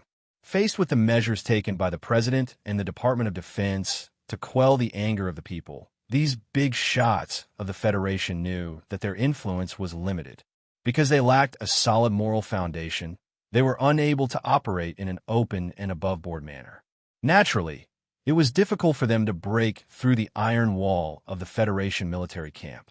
However, the cries and curses of countless family ladies made the big shots ponder. After some contemplation, they began to exert their powerful influence in certain areas in an attempt to bring those young masters back before they entered the truly bloody and cruel front lines of the West Woods. This was a magnificent rescue operation. The Federation press did not catch a whiff of the news. The ordinary people, and even the majority of the people within the military system, did not feel the scent of anxiety hidden in the night conversations on the radio. Federation senators, state senators, governors, chairmen of large enterprises in Hong Kong. These big shots were the cornerstones of the upper echelons of the Federation society. Once they were angry and collectively exerted pressure, how terrifying would that be? Under the silent statement of Minister Zhou Engxing, the Department of Defense withstood part of the pressure, but it was also somewhat hard-pressed. As for the specific implementation of this plan, Nutshell Corporation, they had already felt the arrival of the storm. Without a doubt, Nutshell Mobile was the most powerful existence in the Federation and had a transcendent status. However, this largest megacorporation of the Federation was owned by the Federation. In many aspects, it was subject to the checks and balances of the Federation Management Committee. Once those big shots found out that their precious son was currently trapped in a strange unit called Team 7 of the Nutshell Corporation, all of the pressure poured down on them. The first call that Su Lu received was from the president of the Nutshell Company, whom he had not seen for a long time. The change of the president of the Federation did not affect the president's position. With the support of President Pabre, the president calmly and powerfully controlled everything in this giant corporation. However, this call showed that even he could not withstand the power of the Capital Rings rescue operation. The Federation's parliament is about to conduct a spring financial audit. Every year, I have to attend that damned hearing. The parliament members all want to take a bite out of our bare shell. And I'm saying if those sons of the parliament members really die in Group 7, I really don't know what will happen in the parliament. Sula held the phone and said, I understand. The president of the Nutshell Corporation's voice was a little tired. He said, can you apply sick leave for some of them? Sula did not spend time thinking about what the president meant. He looked at the young masters who were enjoying their miserable lives under the moonlight on the field and smiled. He showed his white teeth and said sincerely, they're not sick or in pain. The president heard the stubbornness hidden in this guy's words. After a moment of silence, he smiled bitterly and said calmly, I'm not giving you pressure. Just follow the orders of the Department of Defense and do what you want. My brother is now in Group 3320. The things that those parliament members have done are indeed a little ugly. Sula felt a little warm. Just as he was about to say something, he heard the president say, there's one thing that I have to tell you. The fathers of the old soldiers under you already know that they are in Group 7. The Nutshell Corporation is just a corporation. We don't want to take on this kind of pressure for the government or the military, so I've already told these big shots that you are in charge of Group 7. Sulu was slightly taken aback. After a while, he said hesitantly, "You're expecting me to hold them back? If even you can't hold them back, there shouldn't be anyone in the Federation who can," the president said with a smile on the phone. Mr. President and the war god had both cultivated him. The key was that he had once shown his ruthlessness to the so-called upper class of the Federation. To hold back the Big Shots rescue operation in Group 1, it had to be Sulu. He knew this very well himself. The president had chosen him to be this knife because he had thought things through. "You're in the West Woods?" Sulu looked at the phone in his hand and suddenly realized. The president replied with a smile, "Of course. To provide logistical support for the Federal Army, I have to be here to hold the line. Although you're now a lieutenant colonel in the General Assembly base, if one day you don't want to stay in the active military, you can quickly return to the Nutshell Corporation. No matter if it's the Research Institute or the Engineering Department, you can choose any position you want. The first-class technical director position will always be reserved for you. The Federation may lose the youngest general in the future, but it will definitely gain the youngest independent technical director. For a giant like the Shell Motor Company, the employee who had made the greatest contribution in the past 10 years was, of course, Sulu, who had brought countless glory and achievements to the Nutshell Corporation. However, when he suddenly heard this sentence, he still felt a little warm. He replied to the phone, "I'm still an employee of the Nutshell Corporation. Don't forget that I'm in charge of Group 7. As for the independent technical director," he thought of that rainy night in Hong Kong, the middle-aged man who had been bribed by the Li family. He said, "I think Shang Qiu is more qualified than me." Just as the president of the Nutshell Corporation said, the Big Shots of S1 suddenly found that the frontline commander of their son was the legendary Su Lu. The rescue operation suddenly stopped. It wasn't that they were scared by Su Li's fierce background, but they were actually more worried about their son's life. It was just that when the Ministry of Defense and the Nutshell Corporation shamelessly used Su Li's name, the Big Shots couldn't find a suitable method. Between the picturesque scenery of the back mountain, the villa stood proudly in the mountains by the lake. In the early morning, kingfishers sang in the valley, but it wasn't necessarily because of the villa. It was more likely that the birds looked at the snow on the mountain and were angry that they couldn't find a way to find the fruit. Secretary Shun walked to the balcony with heavy steps and looked at his wife, who was admiring the snow under the skylight. His eyes moved away from the black mink fur coat and said calmly, "The confidential secretary of the Parliament Hill office called again." His tone was very anxious. "She only has one nephew, and they protect him like a treasure. Now he has been taken to the front line in the West Woods by the Ministry of Defense and thrown into Su Li's army. Of course he would be anxious." Lady Tai looked at the snow valley and said with a frown, "I can understand how he feels, but this is after all Mr. President's idea, and Minister Zhou is carrying it out." The shining appearance of President Pabre and Minister Zhou Yingxing in the Federation's political arena had too much to do with this lady in the back mountain. Although Lady Tai's brows occasionally showed a thoughtful expression, guessing the ultimate goal of Mr. President, she didn't want to personally interfere and destroy the political intentions of her allies. "They understand this very well," Secretary Shin said. "Listening to them, they want to directly talk to Su Lu and ask for our permission." For the upper class of the Federation, although Lieutenant Colonel Su Lu, who suddenly rose to prominence in the capital, had some problems with Macho in the back mountain, because of his friendship with the Crown Prince, he was still deeply engraved with the brand of the Tai family. Lady Tai picked up half of the best quality agarwood from the table and gently inhaled it. After a moment of silence, she said, "I won't stop them, but in my opinion, wanting to directly persuade Su Lu to save their useless children is just a wishful thinking." Shunli understood that he only needed to relay the first half of his wife's words to the Parliament Hill. He lowered his head and entered the command on the work screen. "That little guy is stubborn and doesn't care about anything. Even I can't subdue him, let alone those people." Lady Tai thought indifferently in her heart as she tightened the fur coat on her body and looked at the lonely pieces of ice on the lonely lake in front of the stage. In her opinion, Old Jean was a heartless person who couldn't be coerced. His only student, Su Lu, walked a completely different temperament path. But she didn't know whether it was fate or this young man with small eyes was really cautious. It was rare that Su Lu could rely on relationships that he could control. If it wasn't the daughter of the Minister of Defense, it would be his own son, or the slick son of an aristocratic family like Li Laoqi. As for the national girl in the scandal, it was even more difficult to control her. Thinking of this, Lady Tai's eyes showed a trace of appreciation and doubt. She thought back to Su Li's life after he escaped from Donglan.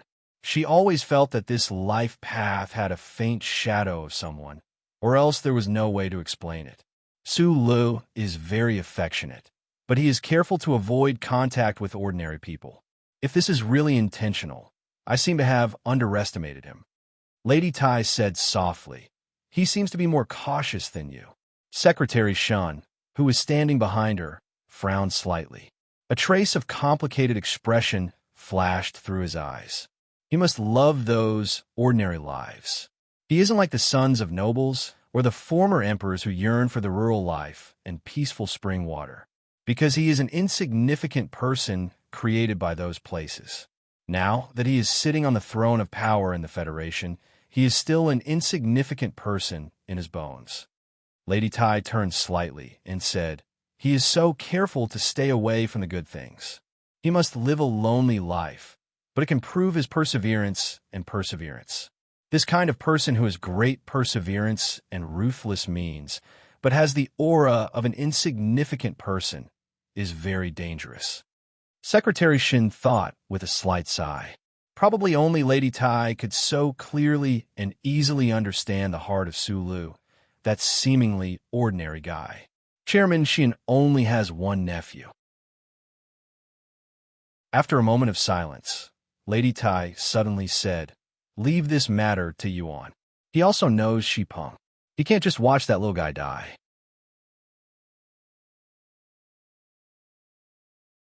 Chapter 445.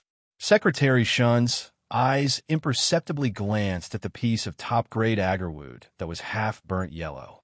Then, he glanced at the furnishings in the villa that were filled with a mixture of history and power. For some reason, he sensed a trace of stale aura. He had already confirmed it, but today he particularly clearly felt that macho, Parliament Hill, those thousand-year-old families, politicians, and tycoons had formed a stale circle that floated in the clouds in the capital ring. Just like the lady in front of him, who had a noble status but was willing to do some housework from time to time, her or their social status would always stand above the ordinary people.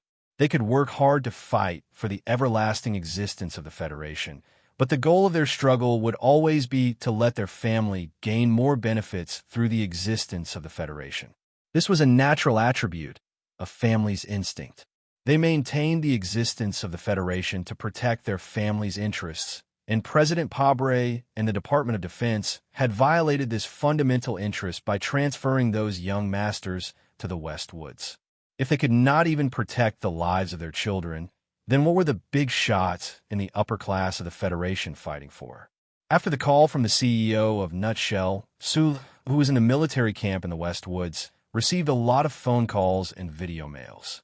But just as Lady Tai had predicted, the stubborn Su Lu did not even flinch in the face of the secret pressure from the capital ring.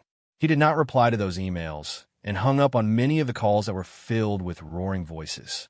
The action of the big shots in the capital ring to save their precious son pierced through the two iron plates of the Federation government and the Department of Defense and directly arrived in front of the 7th Combat Group. But they were all blocked by Su Lu, who was a hard rock.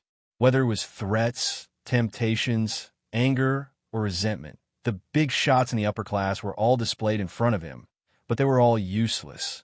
However, when he found out that the emails and phone calls that were pleading for him included Secretary Jiao and Mrs. Zhong, two acquaintances, he could not help but feel a little gloomy. Secretary Jiao was Secretary Zhou Yingxing's most trusted confidential secretary, while Mrs. Zhong was the mistress of the West Woods region. Both of them had a close relationship with Su Lu. In the wee hours of the morning, Su Lu even received an email from the office of the president's official residence. The sender was actually Mr. Breen, a director of the office. He looked at the soldiers who were undergoing cruel training on the field and couldn't help but be shocked by the influence of these guys' fathers. Fortunately, the three people who really had influence over Su Lu were very clear about his temperament. They just mentioned a few people's names in the email and tried to sound him out like Mr. CEO to see if it was possible for him to apply for sick leave. When they received Su Li's direct rejection, they never tried again. Secretary Jiao was the Minister of Defense's trusted aide, and Madame Zhong and Director Breen were even more so big shots who could cause storms with just a wave of their hand. However, they still had to live in this society and that circle of the Federation after all. Just like the proud and noble Madame Zhong, they also had to consider the upcoming budget meeting of the Parliament in spring and how much resource aid quota the West Forest region could receive. In the underworld, under the stars, there were always many things that one had to do. Su Lu understood this very well. So after he closed the email system, he only had a few traces of a heavy and bitter smile on his face. He did not have too much resentment. He should have been resentful because this was President Pabre and the Department of Defense's plan. He was just a knife, but now the president's official residence and the Department of Defense had shamelessly thrown him out to fend off the angry means of the big shots to get him back. Secretary Jiao and Breen even turned around and fired a shot. When he returned to the Capitol Ring in the future, how many big shots would he have to bear the anger of when he returned? The reason why he was still calm and firm and had no resentment was probably because from the beginning he did not care about the pressure from the Capitol Ring and the possible revenge in the future. He confirmed that the president's idea was correct, and that was enough. He himself did not have the desire to enter the so-called upper circle. Moreover, life and death on the battlefield were rare and common, and no one knew if they could come back alive. If that was the case, what was there to be afraid of? Looking at the moonlight and the stars on the field outside the window that were getting fainter and fainter, and looking at the willow white that was about to tear the horizon apart, Su Lu felt a little relieved that he did not receive the interceding email from the president of Yue University. Although he was not very familiar with the old president, the campus where Yue University was in full bloom was the place where he made his debut, and it was difficult to tear apart their relationship. If the old president was really worried about the life and death of his symbol through the phone, how should he deal with it? The darkness before dawn had dispersed. He looked at the old soldiers who had collapsed on the field and the members of Group 7 who were equally exhausted and the nonstop medical equipment around them. For some reason, he thought of the lecture he had given a few days ago. "I am your highest officer, Su Lu." 3 years ago, he had stood beside the iron gate of Yue University and said in a calm and confident manner, "I am the gatekeeper." Thinking of his life as a gatekeeper in Yue University, Su Lu could not help but feel as if a lifetime had passed. Now, his identity and status had undergone a great change, but fortunately, his temperament seemed to be the same as before. That night, more than 120 soldiers of Group 7 gathered in the auditorium for a group meal before heading to the front lines. Before the meal, there were no high-ranking officers to provoke the hot-blooded and loud lectures, nor were there any female celebrities with bare thighs to boost morale. There was only silence. The soldiers, whose bodies were exhausted and in extreme pain, and the bodybuilders, whose skin was cracked under the scorching sun, sat at the dining table and each had their own thoughts. A feeling of despair and sorrow broke away from these thoughts and enveloped the entire auditorium. After 9.5 days of hellish training, these soldiers had tasted for the first time what it meant to be better off dead. If it were not for the hope that their parents in the Capitol Ring could save them at the last moment, they would not have been able to last so long under the whips of Group 7. In fact, even by Yulan and Xiong Linquan, who were in charge of training, were extremely tired and sleepy. They sat silently at the table without saying a word. After the high-energy meal was hastily finished, the soldiers sat with numb expressions. There was no problem with their military posture, but their eyes were filled with the desire to die. Going to Planet 163 for the Bureau of Proclamation's secret mission, everyone knew that it was a path with a slim chance of survival. What made them despair was that they would board the battleship tomorrow morning, but their parents still seemed to have not found a way to save them. Sulu walked up to the rostrum and put on the sunglasses carefully. When he lowered his head and was about to say something into the communicator, the phone at his waist rang. "Are you on?" He was a little surprised to receive a call from the other party. His fingers that were holding the phone froze slightly. He looked at it silently for a long time before he picked up the call. The two words "Are you on?" clearly came out from the communicator. The old soldiers who were full of death did not react at all. Only Shi Peng, who had been nervously clenching his fists, suddenly had his eyes lit up. Like a person who was about to fall off a cliff, he suddenly stood up and looked at the rostrum with ecstasy. Sulu held the phone and listened silently for a few seconds. Then, he raised his head and looked at Shi Peng. Shi Peng could not believe it. He stretched out his finger and simply hung up the phone. Shi Peng's body tensed up. He could not believe what was happening in front of him. He was instantly overwhelmed by despair. He pushed away the table and rushed to the rostrum. He screamed crazily, "Prince, I'm Shi Peng. Save me." Su Li's thick eyebrows that were exposed outside the sunglasses slightly frowned. Bai Yulan stood up. When Shi Peng rushed past him, he kicked the outer edge of his thigh heavily. This young master of the speaker's family was kicked to the ground. He could not get up for a while. In the past 10 days, many people have called me and the Ministry of Defense. Su Lu stood on the rostrum and raised the military encrypted phone in his hand. He did not want to look at Shi Peng, who was rolling on the ground in pain.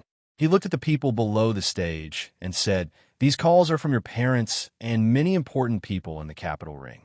The originally extremely quiet auditorium immediately became even quieter. It was just that the silence of these soldiers before was filled with grief, indignation, and despair. Now, the silence was more of hope and surprise. Only now did they know that their parents had found out what had happened to them.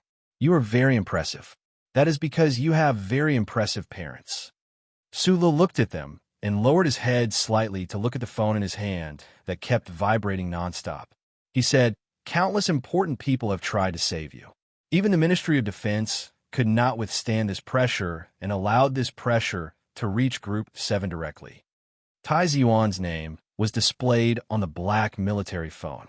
It kept ringing silently and with great pressure. Sulu slowly put his hands behind his back and did not look at it again. Naturally, he would not pick up the call. The old soldiers who had endured 10 days of inhumane torture didn't know why Shi Peng had gone crazy. They stared at the stage with countless pairs of bright and pleasantly surprised eyes. In their opinion, as long as their parents stepped forward, what couldn't they do in the Federation? However, what they heard next made everyone's mood fall from the warm grasslands to the glaciers of the extreme north. It was so cold after all hope was extinguished. Su Lu raised his head and looked at these new subordinates below the stage. After pausing for a moment, he smiled and said, "Let me tell you guys a piece of good news. The operation in the Capitol Ring to save you guys from the Federation has failed." The entire auditorium was in an uproar.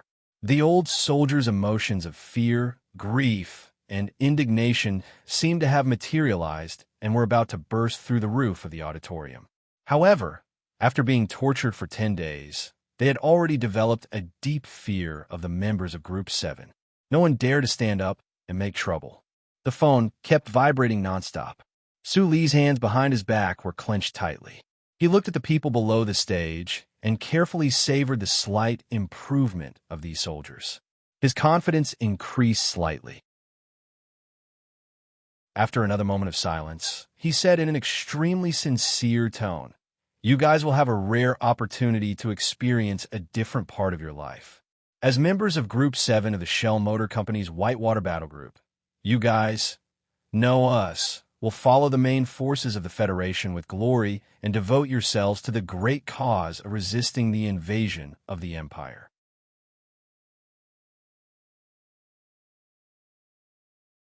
Chapter 446. The same rice can raise 100 different kinds of people. Although these debauchee soldiers in the auditorium had been raised in a greenhouse by their fathers since they were young, not all of them were really unable to withstand the wind and rain and couldn't withstand a few days of cold. Knowing that the situation was settled, after a few minutes of silence, some of the more ambitious and strong-willed young masters came back to their senses. They picked up the large bowls of liquor on the table that were specially prepared for tonight. After a moment of shock, their faces gradually became fierce, and they drank it all in one gulp. Although some of them were choking, they were choking to their heart's content. They successfully turned the sadness in their hearts into grief and anger, turning despair into a kind of indescribable fierceness. Even Shi Peng, who had been kicked to the ground, silently crawled up after a moment of pain and struggled to return to her seat. Her face was ashen, as if her entire family had been wiped out. He used his trembling hands to tightly hold the big bowl of liquor in front of him. He screamed like a madman and poured it into his mouth. After drinking this bowl of liquor, he fiercely wiped the liquor on his lips and turned to the source of the cries. He fiercely scolded, "Cry at a funeral." These 100 or so old soldiers were all the best of the 17 divisions and were naturally part of the same circle. To have such an incompetent comrade, who could not even show his face in public, especially in front of Su Lu and the veterans of Group 7, made them feel extremely embarrassed. After knowing the possible development of the situation, these young masters accepted the reality with a trace of tragic emotion. They were a little flushed from the liquor, but they were also ashamed of the cries that occasionally sounded around them. At this time, when they heard Shi Peng's scolding, they also began to scold. Obscenities danced in the air as they vented their curses. Finally, those useless young masters' cries were stifled. "Drink! Drink until you die!" Shi Peng grabbed Song Xiang's shoulder. The redness in his eyes had long been covered by the redness on his face. He fiercely scolded, "Since no one cares about us, we have to come back alive." The auditorium was suddenly filled with a fierce atmosphere. It was probably the psychological effect of breaking the pot and smashing it. There was wine in the morning, drink in the morning, and kill a few people tomorrow. Su Lu felt that the phone in his hand was no longer vibrating. He secretly heaved a sigh of relief, and then his attention was attracted by the scene in the auditorium. The fact that these old soldiers were able to shake off their despair so quickly was out of his and the members of Group 7's expectations. Although these old soldiers looked at him with eyes full of undisguised hatred, these were still the eyes of those who were alive and dared to seek life in the face of death. He glanced at Shi Peng in surprise. Only then did he realize that there was a reason why the aristocratic families had condensed their wealth. The young masters of the Capital Ring had been played by the Department of Defense and tortured by Group 7 for 10 days. That was why they were so cowardly. However, when the young people realized that they could not change the situation, they were able to ignite a certain kind of willpower. It had to be related to their family education. Su Lu lowered his head and smiled. He didn't have enough experience or interest to look down on others and feel too much emotion. After calming down a little, he was ready to mobilize for the first battle in his life. However, just as he was about to look at the communicator, he saw from the corner of his eyes a few soldiers carrying miniature cameras and sound receivers walk into the auditorium. Judging from the epaulets of these soldiers, they should be civilian officers. They were probably part of film crew. Lan Xiaolong walked up to the stage and whispered a few words into his ear. Su Li's eyes narrowed slightly.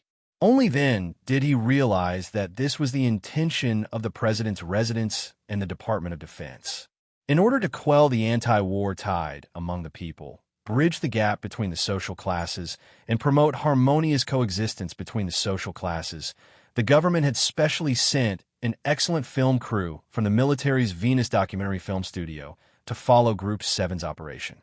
They wanted to faithfully present the story of the children of these big shots killing the enemy on the front line and sincerely cooperating with the children of ordinary people in front of hundreds of millions of people. This was politics and also propaganda.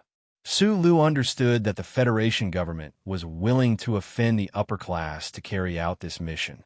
Of course, they wouldn't miss this rare propaganda opportunity. However, understanding was one thing. For a moment, he found it hard to accept that these people who dabbled in literature and art would appear on a battlefield where death was happening all the time. They're going to start shooting now. Su Lu frowned and looked at the film crew that was shooting nonstop below the stage. He thought that the scene of these young masters partying to their heart's content wasn't very nice to look at. Can we ask them to leave for a while? Lan Xiaolong looked at Su Li's face. He didn't understand why he was so against the idea that Group 7 was also his opportunity. So he asked tentatively, "Although they're sent by the Department of Defense, you don't need to be so polite. We're just a combat team for Nutshell," Su Lu said. "Okay, I understand." Lan Xiaolong put on his military cap, shook his head, and walked off the stage. He took Xiong Linquan and a few other fierce people and unceremoniously kicked the film crew out of the auditorium. He completely ignored the extremely ugly expression and angry protest of the propaganda officer. Su Lu lightly tapped the microphone, and the sharp echo resounded throughout the auditorium. The chaotic scene gradually quieted down. Most of the old soldiers were already a little drunk, and their eyes were a little blurred, confused, and sad. However, after 10 days of torture, none of them dared to show any superiority in front of this young lieutenant colonel wearing sunglasses. Looking at these 120 people and 120 faces, Su Lu suddenly forgot what he was supposed to say. The words he thought of last night to boost morale seemed to have no real power in the face of a real war. The Federation soldiers below the stage were only a company. Of course, their equipment was much more powerful than a normal company's. Group 7's equipment was originally provided by Nutshell, and this time, the Department of Defense had directly bypassed the Westwood's frontline command to provide them with a full set of cutting-edge equipment. Su Lu was now a lieutenant colonel. If he pushed hard, he could reach the level of deputy division commander, and become the regiment commander would be even more justified. However, he was still too young. Other than the mecha battle last time, he didn't have much combat experience. No matter how much the few real big shots in the Federal Army gave Li piff of face, no matter how much they loved his personality, they couldn't really throw an entire regiment at him for him to lead. Therefore, these 120 people, this company, was the first time he truly had his own unit. What was his own unit? That was, he had to be responsible for the life and death of everyone in the unit. He narrowed his eyes and looked at these familiar and still unfamiliar faces. He knew that no matter if he liked or disliked them, no matter if they were the son of a senator, the son of a governor, or just a very normal citizen, he had to do his best to let them come back alive from the battlefield.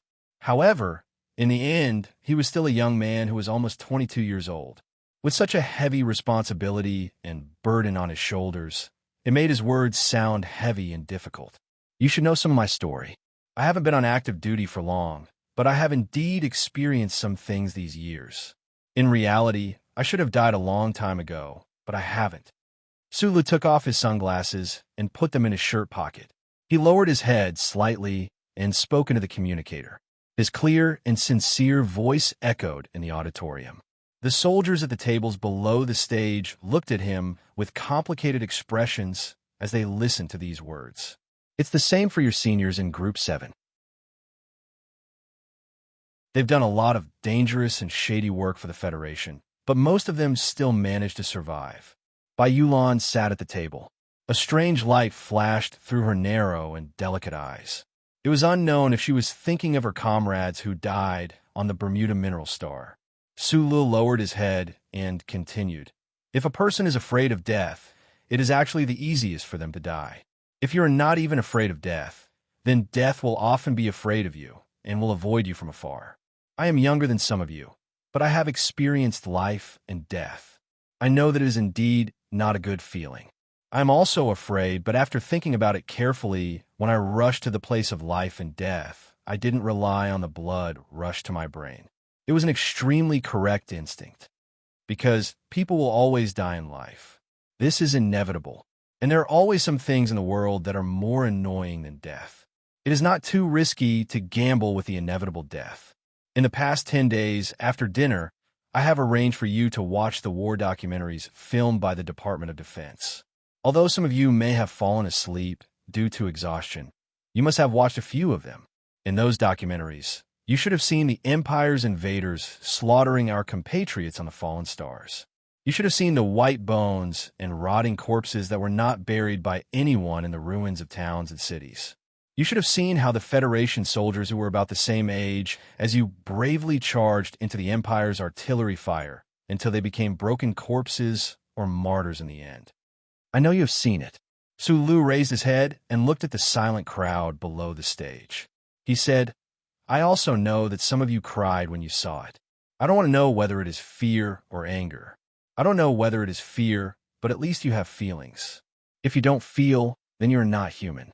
If you're not human, then you should not be afraid of death. This was not a funny joke. Su Li's first war mobilization in his life was just a calm narration with a hint of naivety and sincerity. The auditorium was silent. He looked at the people below the stage and continued softly. I know that many of you hate me, but I believe that on the battlefield, you will not be so bored as to shoot me in the back. Speaking of this, he thought of Du Shaoqing and the Iron 7th Division, and the trust in the ambush at the Yellow Mountain Ridge. After a moment of silence, he said, I am not an excellent commander, but I can guarantee that you will not be a deserter under my command. In the future, when there is a need to charge, I will charge at the front. When there is a need to retreat, I will stay at the back. This is the only promise I can give you. I want to talk about a glorious future or grand words. If I wanted to spell your fears with just a few words and make you scream and become iron-blooded warriors, that's not an extravagant hope. It's just naive. He scratched his head and said seriously, but since you have decided to risk your life on the battlefield, why don't you stick out your chest and walk in style? If the ending is predestined, at least on the way to the end, can you put on a slightly more manly posture? You want to return to the capital ring alive? You have to be brave, and I believe that you can be brave. I'm in a very low mood. Until now, I haven't saved a single word of the script. I'm going home soon. I feel inexplicably gloomy and irritated. However, when I think of the fact that the national football team can also beat South Korea 3-0, I feel that there's indeed no reason in this universe. I feel both happy and happy. I take a deep breath and cheer myself up. After washing the piled-up clothes and socks at night, I will try to work hard again.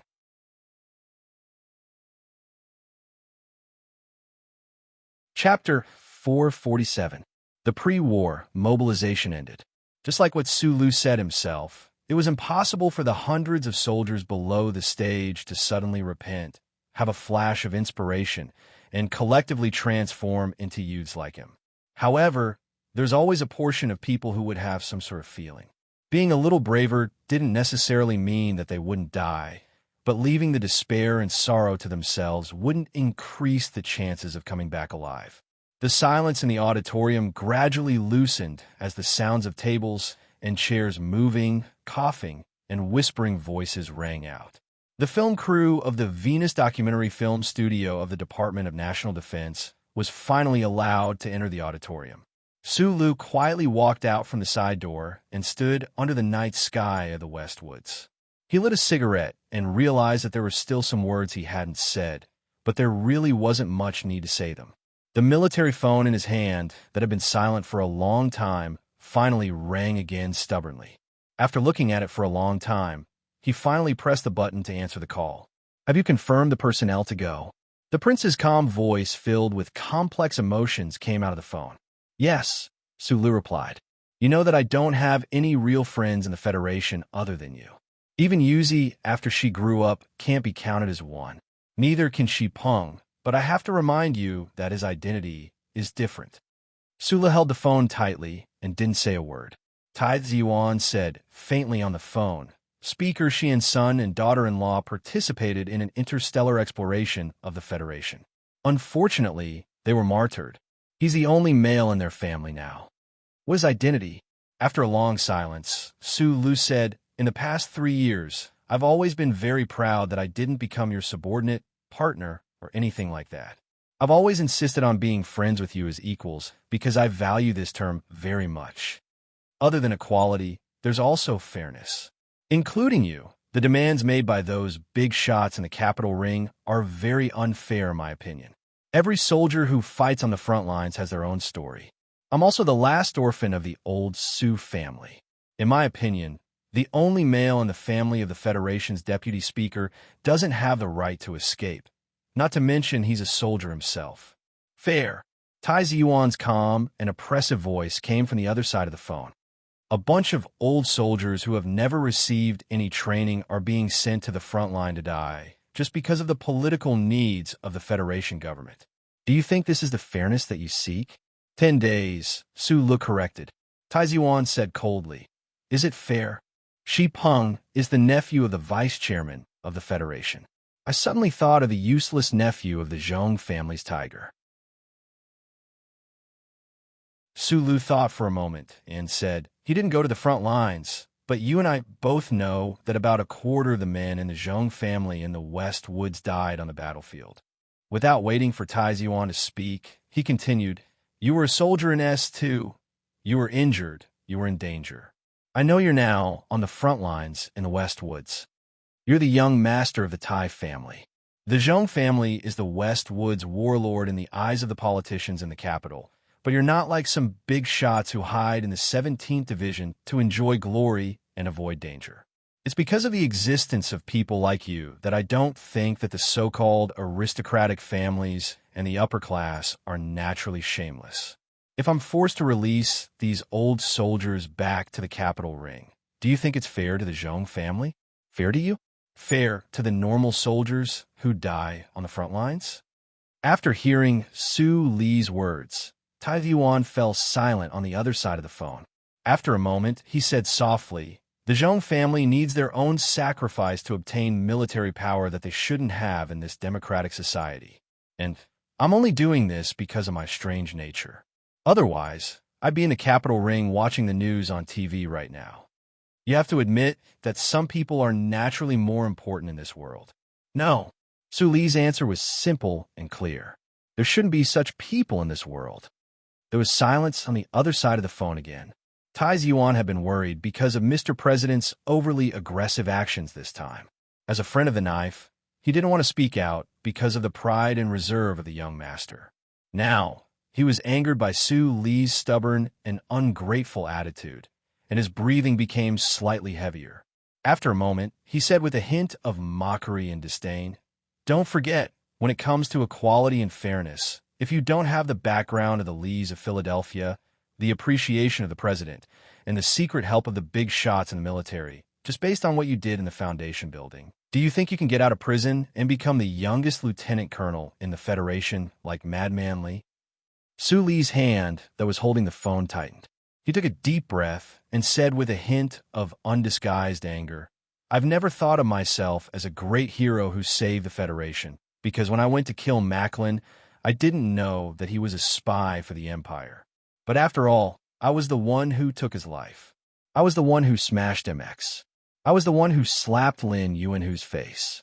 And I was the one who was pardoned by the president." He said into the phone, "No matter when, where, or who, if they want to question me with the rank of lieutenant colonel, I'll be as strong as a F** King strongman." After the mockery and angry rebuke, both sides of the phone fell into dead silence at the same time. After meeting in the quiet library for more than 2 years, this was the first time that this pair of young people, who had a huge difference in status, temperament, and ideology, had such a strong conflict under the name of friends.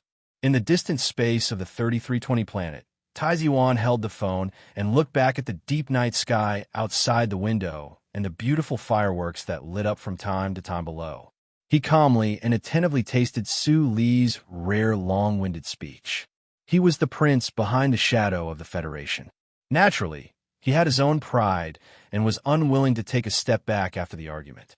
So he kept silent. However, Su Lu on the other side of the phone was also silent.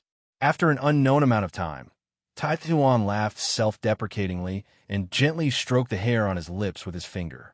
He remembered that Su Lu did not mention that he had saved his life twice when he was angrily discussing the merits. He understood that this stone stubbornly regarded those as personal friendship and not as righteousness. Thinking of this, his heart softened slightly. He said calmly, "Even Mr. President can't withstand the pressure of a certain class. You're just a small lieutenant colonel. Why do you have to? I don't agree with the radical method that the president and the military chose. Even if this method can temporarily quell the protests of the people, it has already caused some kind of division in the upper class. I'm more worried that he will be so radical as to point his spear at us, the few families that are old but still have a lot of power. The Federation and the Empire are at war right now.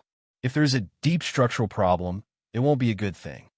In the military camp, Sulu also calmed down and said with emotion, Mr. President is the political ally that your family chose.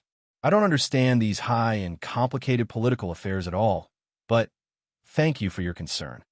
But you don't need to worry about how those big shots will deal with me after I return to the Capitol ring. He raised his head and narrowed his eyes at the starry sky above his head. This is a battlefield. Countless people are dying every moment. I don't even know if I can survive and return to S1. Since that's the case, why should I be afraid of those old fellows? I should have died in that building S2. In the endless night of the Fox Fortress, I thought that I would die as well. In the military prison of Allure, I thought that there was no way for me to get out alive. But the president, the old man, and those big shots in the military saved me. This life of mine was earned for no reason. It is what I owe the Federation. In truth, I am also afraid of death, but those people from the Empire have to be driven out, right? Tai Ziwan said calmly, Yes, this is a truth that doesn't need to be discussed. Sula held the phone and laughed happily, revealing his white teeth. In the end, we still have a common language. After a long silence, Tai Ziwan said with a trace of emotion, Sometimes I feel that the two of us are just 20 years old. We should be in our youth, but we're forced to think about so many complicated things and go through so many difficult choices. It really doesn't feel good. Think about Madman Lee.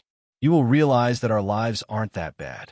Sulu leaned against the wall and then said seriously, My team members have been training these new recruits hard. They're already very tired, all for the sake of protecting their lives.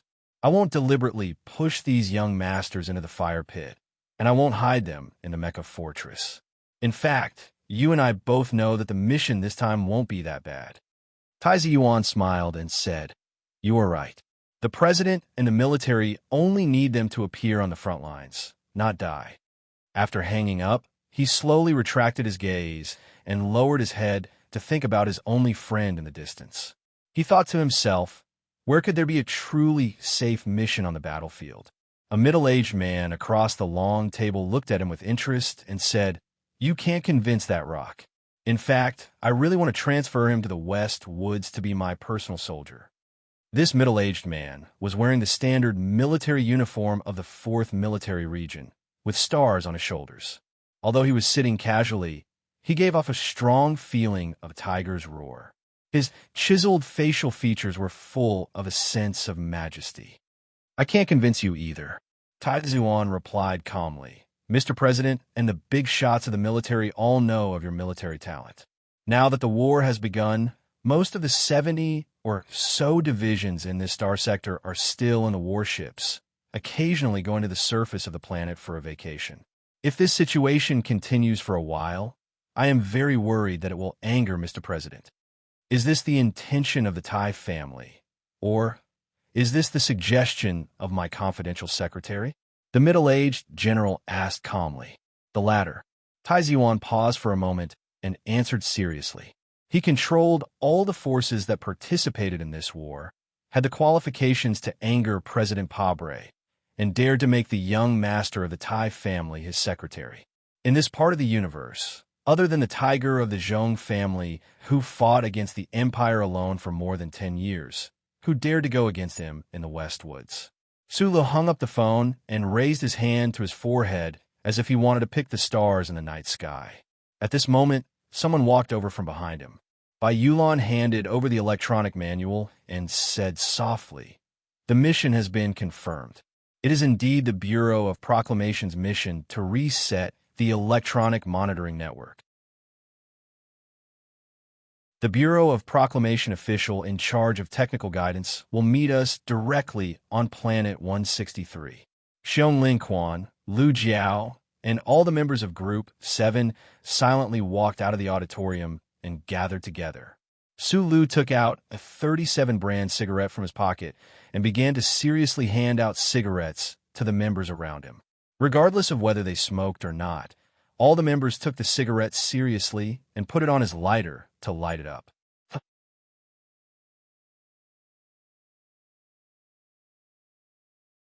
Chapter 448. These veterans knew very well that because Su had brought the nation's maiden to Planet 5460, this secret mission for the Bureau of Proclamation was the first time Team 7 had been sent out on a mission in this war. Therefore, they could feel what Su's serious distribution of cigarettes meant. It was the smoke from the battlefield steeped in alcohol. Listening to the noises of the rookies in the auditorium behind them, they became even more silent. They lowered their heads and smoked without saying a word, their expressions firm and calm. Team 7 had a total of 21 members. Before they could finish distributing, the dark blue number 37 brand cigarettes had already been distributed. Bai Yulan smiled slightly and took out her own number 37 brand cigarettes from her pocket. She held one in her mouth and gave one to Lan Xiaolong beside her. Su held the cigarette in his mouth and opened the map of Planet 163 surface from the electronic manual. Through the somewhat dazzling smoke, he looked at the work area marked in green and narrowed his eyes slightly. If the military's air support could be timely and powerful, reconstructing the glory of the charter in this 3,200 square kilometer area would not be a difficult task. At least, his troops would not have to be like Du Shaoqing's Iron 7th Division, fighting from Yellow Mountain Ridge all the way to the Northern Hemisphere. It was so tragic that it made one's hair stand on end. When can the Westwoods Military District send the 3D topographic map over? They should be able to get it when we get on the warship, Bai Yulan replied. The Imperial Expeditionary Force has occupied this planet for more than 40 years. Although they can't heavily guard every area on the planet, we still have to go deep into enemy territory, which is very dangerous. The most troublesome thing is that the Bureau of Proclamation's lowest level of electronic surveillance network setup is a bit complicated even for a professional engineer like me. These guys in the auditorium have only learned it for 10 days. Can they meet the minimum requirements? From the battle mobilization to the argument with his friends, it was rare for him to talk so much tonight, but he still had to continue. He rubbed his somewhat dry throat and asked. Everyone looked at Gu Shifeng at the same time. This young man with delicate features was the electronics technician of Group 7. These few days, the training in the military camp had been arranged by him. Gu Shifeng adjusted her crooked military cap and looked at Su as she replied, reporting to Supervisor, I once did a secret mission for the Bureau of Proclamation. The installation of the electronic equipment may seem troublesome, but it could be broken down into a clear isolation process. During the training, I've already divided the recruits into 6 groups for teaching. All they need to do is to repeat some monotonous laying techniques. If the Bureau of Proclamation officials can meet up with us on the planet, there shouldn't be a problem after a few days of intensive training. Su then looked at Xiong Linquan. Xiong Linquan said in a low voice, their physical condition is very bad now. The past 10 days have been too rough, and the acidic substances accumulated in their muscle fibers are too strong. Although they have taken a lot of medicine, they can't digest it in a short time. However, if they can have 5 days of buffer time on the warship, then I can guarantee that when we arrive at Planet 163, these old soldiers will be in their best condition. Bai Yulan softly interjected, right now, the space channel is too dense. Even if it's an emergency military mission, it will take at least 5 days to get to Planet 163 from the main planet. Su silently and quickly flipped through the electronic manual. In the end, he raised his head and glanced at Ho Xiandong, the medical officer of Group 7. Ho Xiandong laughed self-deprecatingly and said, the West Woods has used up all of the stimulants, but it won't be difficult to replenish them. Actually, the quality of these old soldiers is a bit beyond my expectations. Probably because their families are too rich, their bodies that look like they've been drained by alcohol, and women are actually very healthy. It's just that they look a bit miserable. As for Yin Bing Yin and those bodybuilders, they're so healthy that it makes one's hair stand on end. Right, they'll probably be dead drunk tonight, but it shouldn't be a big problem. Sulu and everyone else laughed. He looked at the haggard and tired faces of his subordinates beside him and knew that they had worked extremely hard these past few days. A faint sense of guilt rose in his heart. If it weren't for his background as a supervisor, the Federation government wouldn't have chosen Group 7 to do this extremely troublesome mission. While feeling guilty, he also felt extremely proud. Looking at these tanned and determined faces, he was very proud that his battle companions were the most professional group of people on the battlefield. Lan Xiaolong took a deep drag on his cigarette, threw it to the ground, and stepped on it to catch his breath. He looked at Su Lu and said with a shrug, "In order to let these young masters survive, we've done everything we can. What happens on the battlefield is something that we can't control. Just do your best. Don't be too stressed. I don't feel any pressure. Life and death on the battlefield is the fairest." Sulu lowered his head and took a deep breath of the slightly hot smoke. He said with a hoarse voice, just like what Master Schiller said in that traveling swordsman's play, "No matter how many eggs are used, each will kick the rice." Lan Xiaolong shrugged and said with disgust, "I hated that play the most, especially after the male lead was kicked by his junior sister. I sulked in my bed for 2 days and 2 nights, feeling so bitter that my whole body felt uncomfortable." Sula looked at him and thought of how he felt when he watched that play when he was young. He thought of those sour eyes that belonged to youth and couldn't help but feel like he knew Xiong Linquan well. But compared to the life and death of the artillery fire in the West Woods, those sour feelings were actually so young and inexperienced. "Rest early. We're leaving tomorrow." Sulu patted Xiong Linchuan's broad shoulder and said, "Our Group 7 can't live so sullenly on the battlefield." The crowd dispersed and the auditorium fell silent. There were old soldiers who were drunk in life and dreaming of death, members of Group 7 who were sleeping on their pillows, people who were quietly sitting by the window and carefully wiping their knives and bayonets, and people who were under the stars in the sky. Sulu looked at the dazzling curtain of stars in the night sky and blinked his left eye. He said to the old man in his heart with a smile, "I'm going to plant the seeds for you." Then he saw the word "thank you" with his left eye. There was a shiny cobblestone that was washed by the river and shattered into pieces. It was like the most famous spicy hot pot in the Capital Special District. It was heartbreaking and painful. Then more stones were shattered into pieces. The yellow sand and black soil in front of the temporary bulletproof pit jumped up and sputtered sorrowfully. It sprayed on people's bodies and covered them with a thin but scorching layer. Shipeng's fingers pinched hard on the soil, mixed with blood in front of him, and quickly and helplessly gasped for breath. Through the transparent helmet in front of him, he looked at the dense white lines of bullet marks above his head and listened to the sharp screeching sound. His whole body was completely stiff. Although his body was full of strength, there was no way for him to use his nervous system to command his bones and muscles to make the correct response. A second ago, his comrade beside him was hit by a few bullets from the Empire. Blood spurted into a beautiful straight line. At that moment, Shipeng turned his head in shock and found that, just like in the movies, his comrade's heavy body was hit by a few high-speed bullets and flew back at high speed. It was like a bag of flour that was hit by a heavy blow and then began to spray flour. Was this a real battlefield? Shipeng buried his head in the soil and trembled in fear. His eyes began to gradually disperse. He did not see his comrade holding a Qian machine gun and counterattacking with flames, nor did he hear what a veteran was roaring angrily not far away. He could only hear the dense roar of the Empire's guns and cannons. He could only see the churning and sputtering soil in front of him from time to time.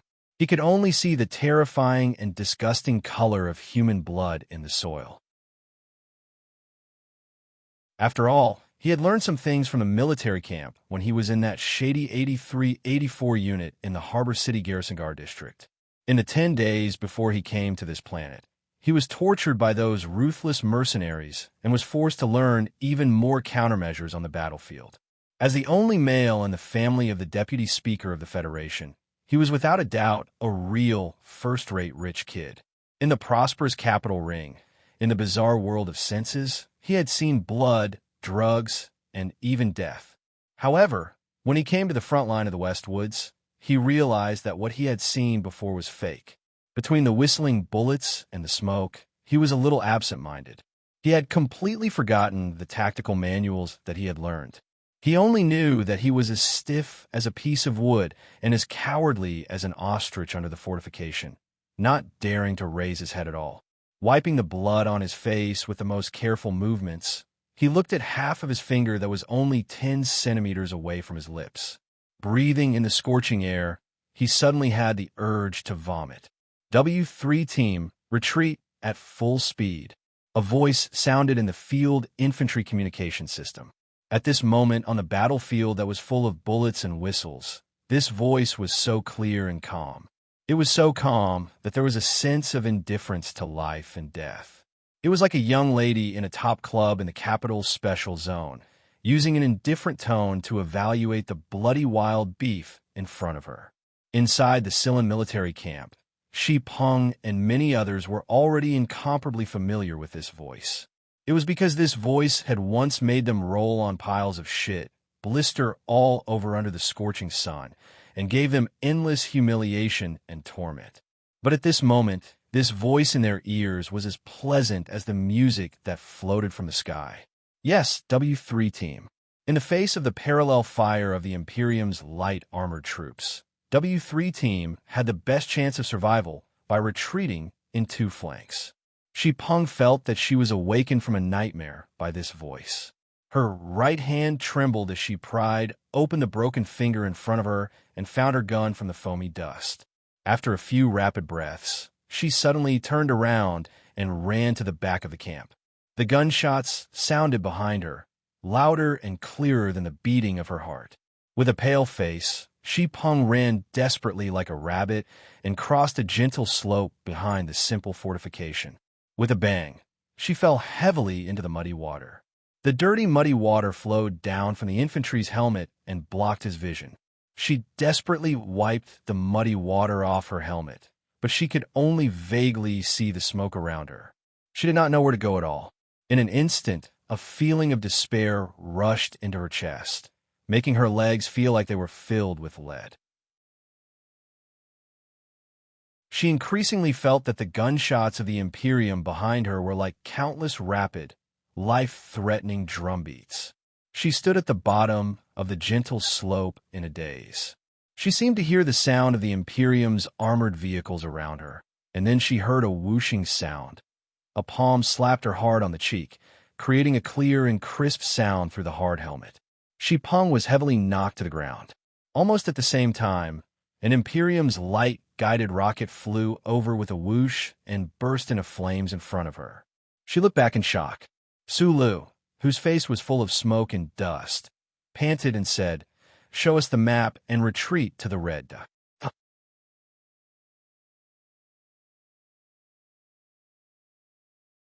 Chapter 449. In order to win the space war with the Federation for the past 70 years, His Majesty had not hesitated to incite internal strife, squeezing productivity to the extreme, ignoring the 7 long years of interstellar travel, and continuously sending a huge amount of manpower and material resources, millions of Imperial soldiers, and hundreds of millions of tons of supplies, to the front line of the Westwoods. Despite such great determination and courage, the Imperial Expeditionary Force still could not achieve a decent victory. In the end, they could only hide in 3 planetary systems and linger on with their last breaths. That was because the Federation had the glory of the Charter. With the multi-layer surveillance network everywhere, the Federation could control all the military operations of the Imperial Expeditionary Force. No matter how secretive these operations were, they could not escape the eyes of the glory of the Charter. The central computer underground in the Federation's capital special district had unimaginable calculation, or as it was called, deduction ability. With the help of the central computer, the mobilization of the Federal Army could be achieved to the maximum extent of instantaneous and automatic. It was like a battle between 2 experts. One of them had a black cloth over his eyes, while the other could see all the movements of his opponent clearly. How could such a battle be fought? The Imperial soldiers had launched several desperate and frenzied attacks, but in the end, they were still forced to retreat under the cold glare of the glory of the Charter. Fortunately, during the last war, they had completely destroyed the surveillance network in the two semi-planetary systems of the Federation, so they had a temporary place to rest and recuperate. These two semi-planetary systems were the 3,320 planetary systems, the 163 planetary systems, and half of the 5,460 planetary systems. The war that broke out at the end of the 1960s of the constitutional calendar was a huge military operation named Victory. The strategic goal that had to be achieved was to drive the invaders of the Empire away from the 2.5 planets that they had occupied for decades. In order to achieve this strategic goal, and to reduce the terrifying investment of military resources and the number of deaths of soldiers as much as possible, the first thing that the Federation military authorities had to do was, of course, without a doubt, to reconstruct the heavy surveillance network so that the glory of the Charter could shine through the darkness at the edge of the West Woods again, so that the Imperial Expeditionary Force hiding on the 3 planets would become a black spot that was not new under the sun. There was nowhere to hide and nowhere to run. Since the flames of war ignited on the 5,460 planetary system, the federal military began to speed up the pace of reconstructing the Charter network. Countless highly sensitive, self-changing orbit satellites were released into space by warships, and countless miniature electronic positioning devices were scattered in the grasslands, forests, and oceans. However, in the decades of war, millions of Imperial soldiers had died because of the glory of the Charter. The Imperial Expeditionary Force had always been extremely vigilant against the Federation's electronic surveillance network. How could they allow the Federal Army to reconstruct the network right under their noses? It was like countless chains strangling their throats. On the basis of the lack of fleets and long-range missiles, the Imperial armies developed powerful anti-surveillance methods and concealment technologies to counter the highly sensitive satellites. They also mastered the method to find and destroy those miniature electronic positioning devices in an extremely short amount of time. Therefore, the federal military needed to lay out the low-frequency band network on the ground, and this required a large number of ground engineering units to complete. In order to avoid the intensive electronic surveillance of the Imperial armies and avoid the unreasonable and crazy destruction of the newly laid surveillance network by the enemy, the ground engineering units could not even mobilize heavy armored units, let alone eye-catching mechas. Before the Federation's main forces landed on the surface of the planet, there were already many such engineering units that took great risks and quietly snuck in. The 7th team of the Shell Motor Company was one of the inconspicuous units. The 7th Combat Team was not very lucky. After arriving at Planet 163, they immediately threw themselves into the work of repairing the glory of the Charter. Today was the first time they carried out the task of laying out the surveillance network. Temporarily under the jurisdiction of the 3rd Battle Area Command in the West Woods, they left the temporary air transport transfer point in the morning and spent half a day hurriedly completing the installation of the equipment in the designated area. However, no one would have thought that on the way back, less than 10 kilometers away from the light battleship pickup point, they unluckily encountered an Imperial Expeditionary Force patrol unit. The encounter was a coincidence. Presumably, the Imperial Patrol Unit also did not expect to encounter a group of sneaky Federation people in this beautiful landscape. It was already very unlucky to encounter the enemy on the way back from their first mission. However, the 7th Combat Team was even more unlucky because the Imperial Patrol Unit they encountered was actually a light armored unit. Bullets whizzed past the top of his head. Sulu held a standard precision gun with both hands and leaned his back against the simple fortification above the gentle slope. He lowered his head and did not move. From the corner of his eyes, he saw his subordinates retreating under the cover of the heavy machine guns. His mood was slightly relieved. This was also the first time he had encountered a real battle. In the Yellow Mountain range of Planet 5460, operating a mecha to fight was completely different from just wearing the equipment for individual soldiers. However, for some reason, he narrowed his eyes, listened to the sound of guns and cannons, and smelled the faint burnt smell of gunpowder. He did not feel any sense of panic. It was as if the dangerous battlefield was originally the place that his big heart was most familiar with. He used his left hand to pull a thin rope on the edge of his bulletproof vest. The end of the rope was a video storage device about the size of a fingernail. He gently placed it on the floating soil that was shaken up by the cannonball. Half a second later, the image of the situation below the gentle slope appeared on the small, ultra-thin light screen in front of Shanxio's helmet. There were 11 Imperial heavy-armored tanks charging toward the position at high speed. The ground trembled slightly with the roar. In the middle of the tank formation, there were hundreds of Imperial Expeditionary Force soldiers carrying cold machines. They silently and suffocatingly began to charge. The Empire's light-armored squad. Sulu saw this scene and became slightly nervous. He silently cursed a few vulgarities.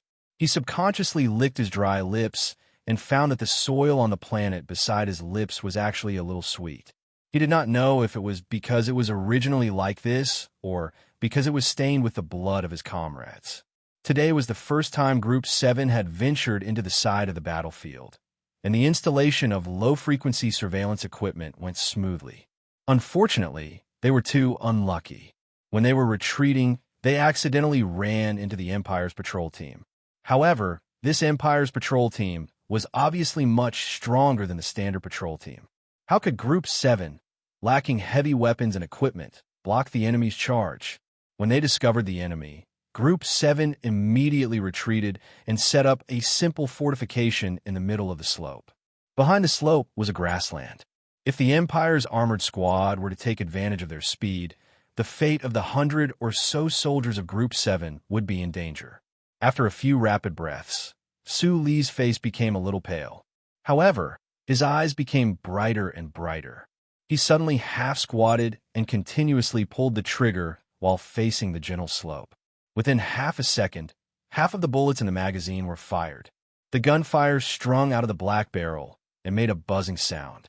It looked like he was shooting aimlessly, but several Imperial soldiers hiding behind the armored vehicles suddenly had several bullet holes in their bodies and fell heavily to the ground. The bullets drew scorching white lines in the sky above their heads. They were extremely dense. The crisp and terrifying gunshots drilled into people's ears. There was a clear feeling of the recoil coming from his fingers. He did not have time to observe the result of the shooting. Su Li's left foot deeply stomped on the ground. With a muffled sound, every piece of dirt was shaken to the point that it was incomparably solid.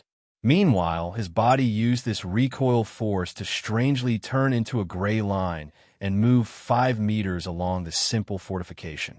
He fell heavily to the ground. Almost at the same time, an Imperial armored vehicle's machine gun roared and began to fire at the patch of dirt he was originally on. A dense rain of bullets came whistling and directly turned that patch of dirt into a swamp. At that moment, if Su Lu had hesitated for a moment, if he was excited by the results of the battle and proud of the shooting ability he had learned from Magnolia, he would probably have become a corpse by now. Even if he was wearing the latest soft ceramic bulletproof vest developed by the Federation under the bombardment of the Imperial armored vehicle's machine gun, only one of his limbs would have been torn apart. Every pair of muscle fibers was extremely tight. Powerful strength filled every corner of his body. With a pale face and bright eyes, Su Lu dragged the machine with his right hand and moved at an unbelievable speed above the gentle slope. He was like a shadow. The Imperial soldiers below could not determine his position at all. Behind a large rock on the western side of the gentle slope, Su Lu wiped the sweat and dust from his face and curled his body into a ball. A few meaningless bullets on the battlefield had just hit the rock beside him and splashed out a few sparks. He poked the gun in his hand out of the rock and began to fire with all his might. Through the vision of the infantry helmet, he could clearly see that most of the bullets had landed on the armored vehicle. Only one of the Imperial soldiers had a few bloody holes in his thigh. On the gentle slope of the battlefield, countless gun barrels began to emit flames and spit out bullets. The members of Team 7 tried to use this wave of bullets to temporarily suppress the Imperial soldiers' charge. After all, the speed of the armored vehicles when entering the gentle slope was greatly limited. Other than the dozen or so veterans responsible for blocking the attack, there were also some rookies who did not have time to retreat to the grassland. They bravely stood up and began to fire at the Imperial soldiers below. However, their actions were inspired by courage or fear. The effect of their shooting was not good, and it was extremely dangerous. However, this wave of counterattack did not achieve the desired effect. The Imperial soldiers' formation was not messed up at all. Their charging speed was extremely fast, and they completely ignored the fallen comrades around them. It looked like they were about to reach the bottom of the gentle slope. Sulu picked up his gun and began to change his shooting location. He found an inconspicuous haystack and narrowed his eyes as he stared at the holographic screen. He asked through the comm system, "When will the air support arrive?" 2 more minutes. Magnolia's calm and quick reply came through the earpiece. 2 minutes seemed like a very short period of time. However, on this gentle slope of the meadow, amidst the rain of bullets, it felt like an eternity. Just as Sulu was silently thinking of a way out while shooting, he suddenly heard an explosive roar from the haystack beside him. "Run!" Xiong Lin Quan stood up majestically from the haystack, shaking up countless strands of grass. With a loud roar, the Darlin autocannon in his thick arms rotated at high speed and shot out 6 beautiful fireworks.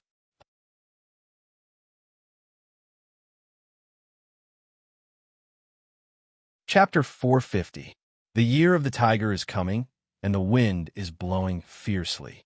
I wish my brothers and sisters that the men are full of vigor and might, and the ladies be fierce tigresses at home.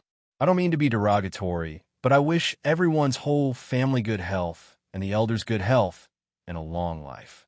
Another thing is to apply for leave until the 5th day of the Lunar New Year to resume writing. 2 nights ago, I spent the night in Harbin. I painfully struggled with myself for a long time, wondering whether I should write or not. The leader took out a coin, and I lost a bet. So, with red eyes, I wrote yesterday's chapter. Yesterday evening, I arrived in Ichang, and it went very smoothly. I thanked the relevant authorities for their support for my return home. After that, I drank some wine and felt very good. When I woke up this morning, without any battle, I very seriously decided to apply for leave from everyone. I will resume writing on the 5th day of the Lunar New Year. Because it is the Lunar New Year, I need to visit relatives, drink wine, and have some fun. I have always had a dream, for writers like us, to be able to rest for 2 days a week and to be able to take the entire year off with pay. We can't skip the Mid-Autumn Festival, National Day, and so on. Marriage and maternity leave are a must. What kind of realm is this? However, that can only be the treatment of a wife. I do want to, but during the Lunar New Year, I need to take a good rest. It just so happens that the recommendations for the past 2 days have been pretty good. I'm very sorry to the editor who loves me so much. I bow. Speaking of which, there's a young girl editor in our group called Haixing. I haven't seen her yet. Speaking of which, whether it is the Shizuka story or the year of the Qing dynasty, I seem to have been resting for the past 4 or 5 years during the Lunar New Year, right? This is really something. To be able to tolerate a lazy, leisurely, fat, middle-aged man like me, who pretends to be looking for happiness all the time, but is actually a shameless, fat, middle-aged man. For so long, you guys are really great.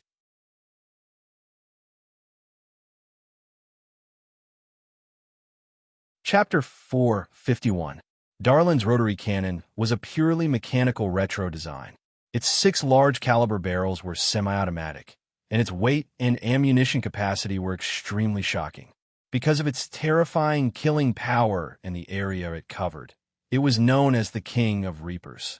Every time it began to roar and spin, countless people would die in front of it. Its power was shocking, and its weight was shocking as well. Even after the highest efficiency of shock absorption, the recoil was still able to shake the earth. Therefore, other than the M-series mecha that used Darlin's rotary cannon as a standard, Only all-terrain fighter jets and assault helicopters would use it. Very few ground troops used it. If they couldn't even lift it up with all their might, how could they use it in battle? There were always legends on the battlefield. Sula had heard rumors before that there were some abnormal people in the Federation's military camp who could carry Darlin's rotary cannon onto the battlefield.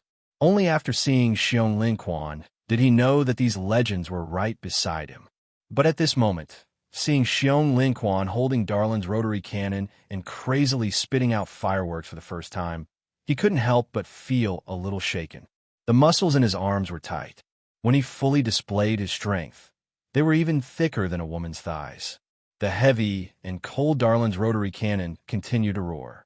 Xiong Linquan's entire body trembled along with it, causing the ground to tremble as well. Amidst the loud and muffled gunshots, Darlin's rotary cannon's bullet shells were exceptionally delicate compared to the gunshots. They densely packed and rained down on Su Li's body. His face burned with pain, but he didn't follow Xiong Linquan's instructions and immediately change his shooting position. Instead, he roared, "You're F***king crazy." Xiong Linquan was currently standing on top of the slope like a god, but he was also the most obvious target. Su Li's muscles tensed up, and he was prepared to jump up and push him down. But from the corner of his eyes, he was shocked to see that the dense rain of bullets from the rotary cannon in this man's hands had temporarily suppressed the firepower of the entire Empire's armored squad. Muffled noises of guns entering and exiting echoed nonstop. The entire haystack fell apart. Countless sharp, high-speed bullets spurted out of the 6 barrels that were rotating at a high speed and shot down from high above, hitting the armored vehicles, the rocks in the meadow, and the bodies of the soldiers of the Imperium heavily. It was like the line of an axe that was extremely sharp and chopped down from the west. Da-da-da-da. The rocks were shattered into white powder, and the pond was cut into 2 muddy pieces by the shrapnel. The grass and leaves did not shatter, but were directly blown into fine powder. Sparks flew from the Imperium's armored vehicles, and so did the ground. From the haystack to the pond in the distance, there was a terrifying straight line that was so deep that one could see the bones of the planet. In this perfectly straight line, there were more than 10 Imperium soldiers. Their bodies exploded into countless smoke and dust in an instant, followed by blossoms of blood that gushed out. Then they exploded and collapsed, covering the deep ditch below their bodies with the smell of blood. In the hands of Xiong Linquan's thick arms, the incomparably heavy Darlin rotary autocannon was like an unstoppable axe that could split open the heavens. However, he was still able to valiantly maintain the accuracy of his shots under the immense recoil. This was equivalent to using meticulous brushwork to create a large ink painting of mountains and rivers. How ferocious! Almost at the same time that Xiong Linquan shattered the haystack and unleashed his explosive attack, Bai Yulan's calm voice rang out from the battlefield infantry command system. In a short stream by the pond on the east side of the gentle slope, which had remained abnormally silent throughout the battle, there was no way to discover the existence of people at all. With a whoosh, a shoulder-fired rocket carried a trail of smoke as it blasted towards the Imperium's armored vehicle at the furthest edge. Xiong Linquan's Darlin rotary cannons berserk firing in a straight line, instantly suppressing the majority of the Imperium's armored squad's firepower. Those high-speed shrapnel rained down on the armored vehicles like a torrential rain. The crisp sounds of the shrapnel ringing out were actually shocking to the Imperium's soldiers within the armored vehicles to the point where they didn't dare to raise their heads, forgetting to counterattack. Only the few armored vehicles at the furthest east were outside of the attack range. They were currently calibrating their cannons at high speed, and this silent rocket that seemed to have come from nowhere was precisely aimed at them. That rocket accurately and fiercely struck the armored vehicle. But the officers within the Imperium's armored vehicle coldly continued with their operations. This was because they firmly believed that if the Federation's standard rocket couldn't penetrate the armor and strike the vehicle's engine, then there was no way it could deal fatal damage to themselves. However, what shocked most of the people on and around the gentle slope was that not only did that rocket not destroy this armored vehicle, it didn't even explode. It was like a delicate little knife that was stabbed into the deep, fertile plains, nailed into the armored vehicle's outer shell. It was so strangely silent. About 20 meters away from the short stream by the pond, the dust-covered Gu Shifeng narrowed her eyes. Amidst the smoke and dust, she stared at that proud Imperium's armored vehicle. Her fingers quickly jumped and pressed on the electric contact device beside her, as if she was dancing or playing the piano. The electric contact device made a light beep sound. The outer shell of the rocket sizzled. Metal shrapnel flew into the air. One could vaguely make out some type of device that was quickly shaving off the armored vehicle's outer shell like peeling a potato. Immediately afterwards, the rocket's course separated and the second-level engine at the rear reactivated. With a muffled crack sound, it actually drilled a hole into the Imperium's armored vehicle, and then drilled in. Amidst the hail of bullets and the ear-piercing noise, the quagmire seemed to have become quiet for an instant. A muffled noise sounded. The interior of the Imperium's armored vehicle exploded. It was fiercely shaken off the ground, but after just a short distance, it fell down heavily again. It was like a fragile, dark-colored cardboard box, twisted and deformed by the destructive force within. It was incredibly wretched. Countless strands of light pink smoke poured out from the cracks of this armored vehicle. The Imperium soldier inside should have been completely dead. The previously swaggering vehicle could no longer move, and it died on the spot.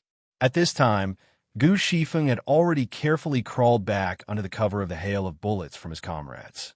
His entire body was covered in mud, and he had long blended in with the ground beside the quagmire. Only his fingers were still rapidly operating the area's electric control system. The enemy was too sudden, and the time to set up the defense was too short. He had to use infrared methods to detonate the devices his comrades had hurriedly set up. As he crawled, explosions sounded behind him. A cloud of smoke rose up like a cute mushroom. The handsome man crawled in panic, his fingers moving quickly, detonating the anti-infantry mines that those bastards had irresponsibly thrown behind him one after another. For some reason, there was a happy smile on his face. From time to time, there would be the sound of bullets whistling through the air. From time to time, there would be Federation soldiers poking their heads out from the mud of the simple fortifications, coldly and silently firing accurately. Below them, an Imperium soldier would fall to the ground, dead or heavily injured. The berserk Xiong Linquan, the handsome and ruthless Gu Shifeng, and Magnolia Bai, who had been calmly commanding the battle but had never fired a single shot, hid in the environment to preserve the crisp sounds of gunfire that killed the enemy. Together, they formed the Shell Motor Company's 7th Combat Team. This team, which had almost all of its luster stolen by Supervisor Su Lu, had finally displayed its experienced combat strength in today's battle. With his hand on the ground, Su Lu used his naked eyes to observe the situation around the gentle slope. His palm was a bit uncomfortable from the scalding hot bullet shells, but he couldn't bring himself to smile. The 7th Combat Team's hastily set up anti-infantry mines seemed to be very powerful, but their effective killing power wasn't great. They had indeed suppressed the Imperium soldiers to the ground, but they couldn't truly destroy those armored vehicles. Beside him, Xiong Linquan roared as he fired a torrent of bullets. The bullets hit those armored vehicles, and the shells were horrible to look at. However, because the range of the bullets was gradually expanding, they couldn't cause a decisive destruction. Although the 7th Combat Team displayed powerful combat strength, they still lacked heavy equipment. The Imperium's armored vehicles were getting closer and closer. At the side of the simple fortification and the quagmire on the gentle slope, there were about 30 members of the 7th Combat Team defending. In the grassland behind them, there were still no signs of the Federation's fighter jets. Instead, what was worrying was that the backs of the soldiers who were the first to retreat were still so clear. Could they hold on for 2 minutes? If the Imperium's armored vehicles were allowed to directly charge past the gentle slope and enter the grassland where the armored vehicles could display their high mobility and power, then the 7th Combat Team would be doomed. The density of the bullets around the grassland decreased slightly.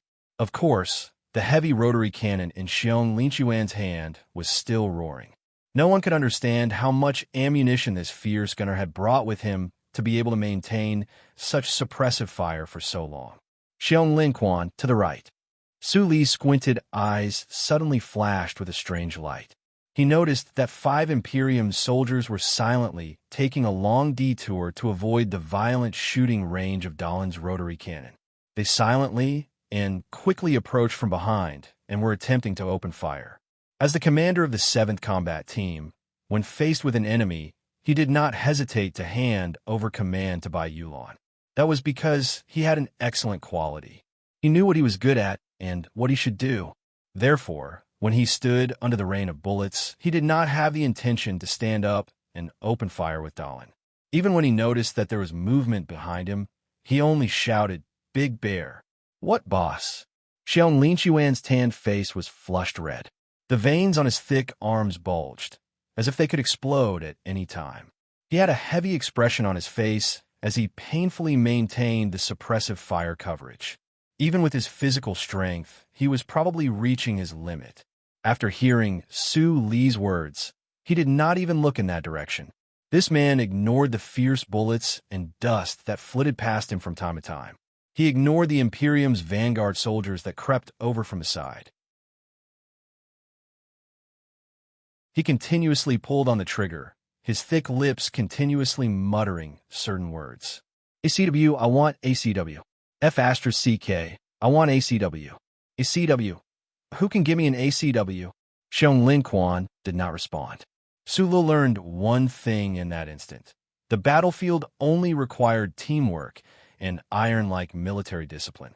In order to cover the retreat of the recruits and hold on until the Federation's air support arrived, the suppressive fire coverage of Dalin's rotary cannon in Xiong Linchuan's hands was the most crucial part.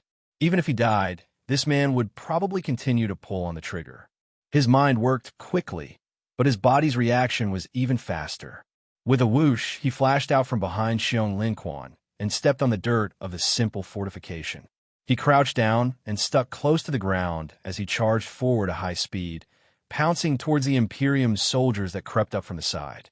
In that instant, he, who was wearing a gray military uniform, was like a leopard moving unhindered through the blazing wilderness.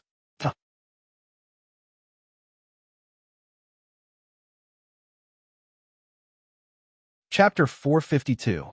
No one could use their body to block bullets, not even war godly Pifu.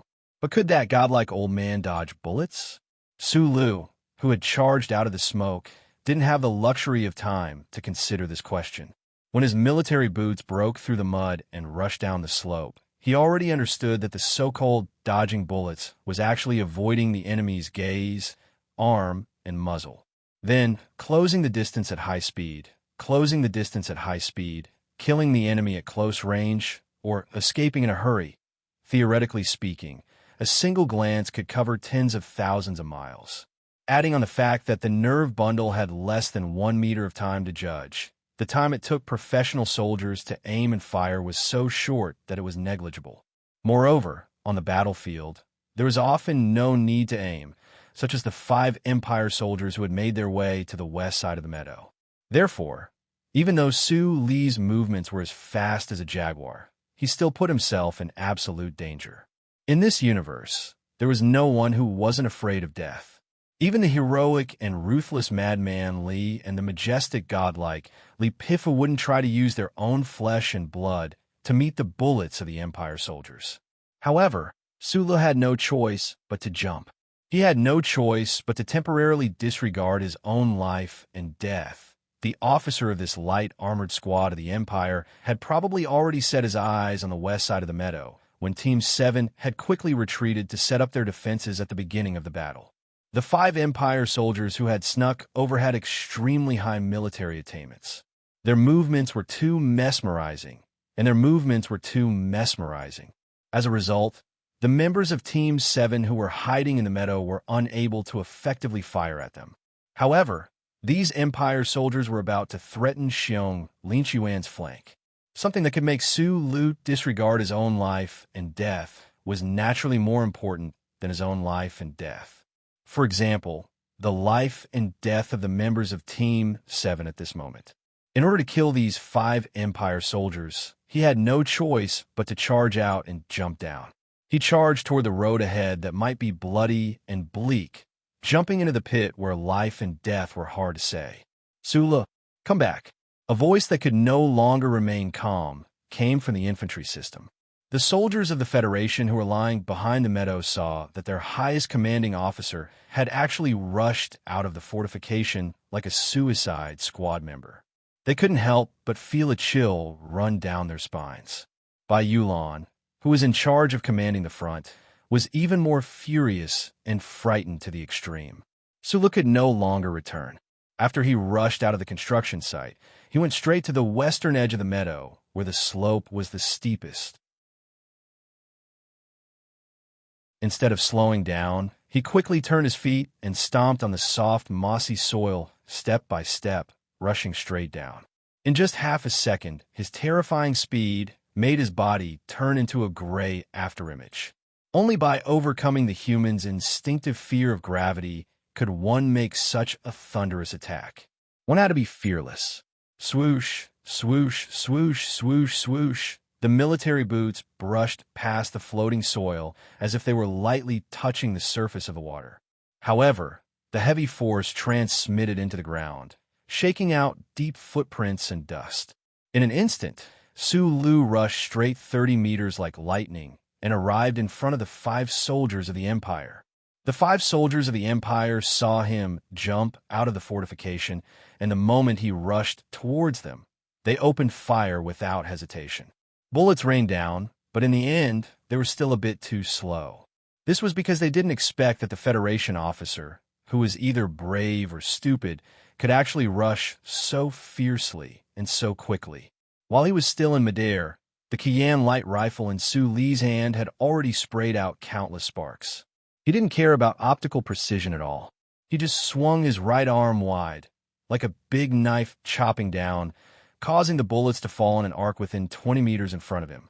Amidst the dense sound of bullets falling, the shooting of the soldiers of the Empire was suppressed to the point that it was slightly chaotic. One of the soldiers of the Empire was knocked back with a muffled sound. 7 to 8 bullet holes appeared on the thick bulletproof vest on his body, giving off white smoke. Almost at the same time, Su Lu had already rushed in front of this person. The light gray figure of Su Lu was actually not much slower than the bullets.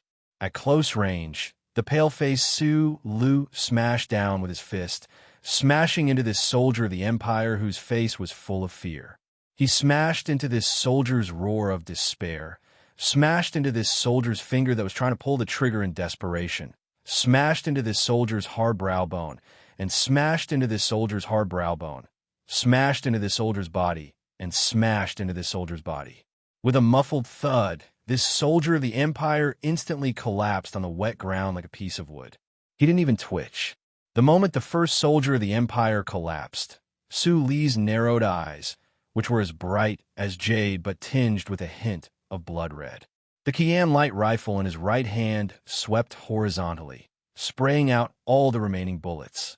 Puff, puff, puff, puff. Bullets flew across the swamp below the meadow.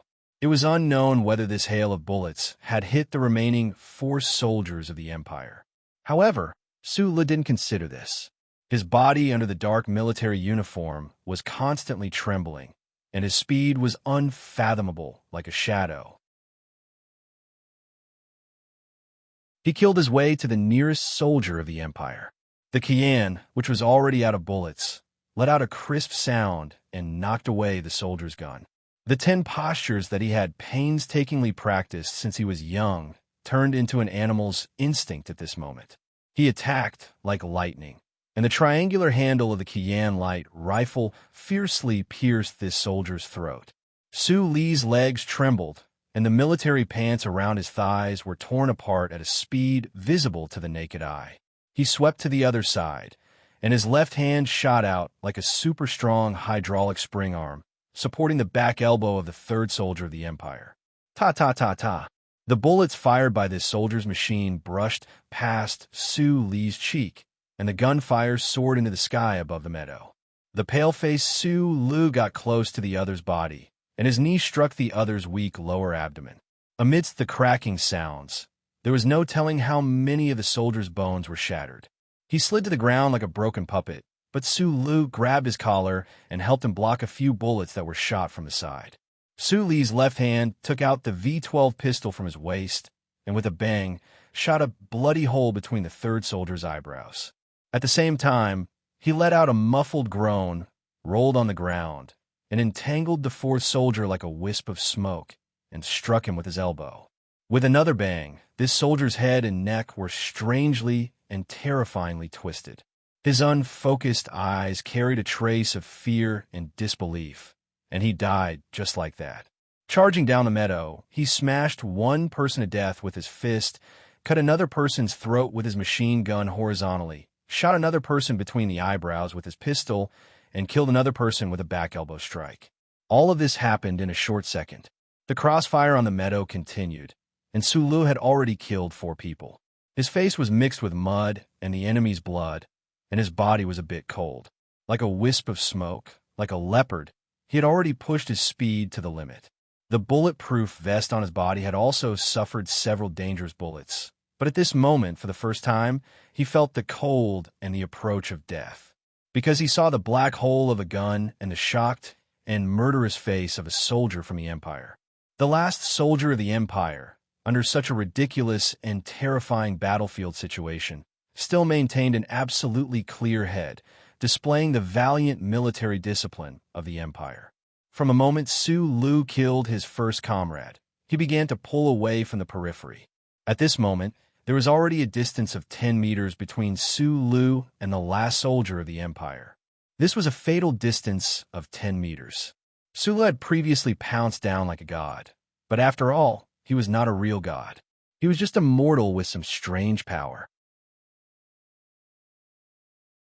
At this moment, he was not exhausted, and when he wanted to jump up and kill the last person, he could not compete with the speed of the bullet that was about to be shot from the muzzle of the enemy. The word "give up" was not in Su Li's life creed. His face instantly became paler, and his eyes became brighter. His body bounced up from the ground, and with a whoosh, he pounced over. However, in such a short time, he could still clearly see that the finger of the enemy that was holding the trigger was slightly white. Was it because the enemy had already begun to use force? When facing death, many people would think of many things, such as the beautiful childhood, the green grass by the river, the first woman they fell in love with, the first warm bed they slept on, the first money they earned. At this moment, Su Lu was just a little absent-minded, a little regretful that he did not have time to look back at his history. His history was indeed quite exciting. The crisp sound of the gunshot was so clear amidst the dense gunfire. His body suddenly shook and fell to the ground. However, what shocked him was that the fatal shot of the Empire soldier did not hit his face, which was not protected by a single soldier's helmet.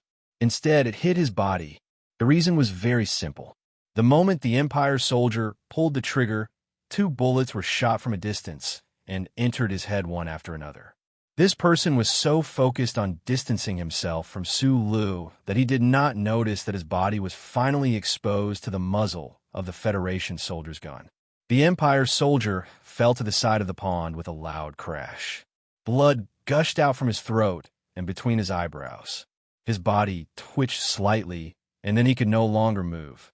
On the meadow, by Magnolia's face was pale as he looked away from the 21-26 long sniper rifle. This was the first time he had made a move on the battlefield today, and he had demonstrated the comprehensive qualities of an excellent sniper. The title of Magnolia was indeed well-deserved for him.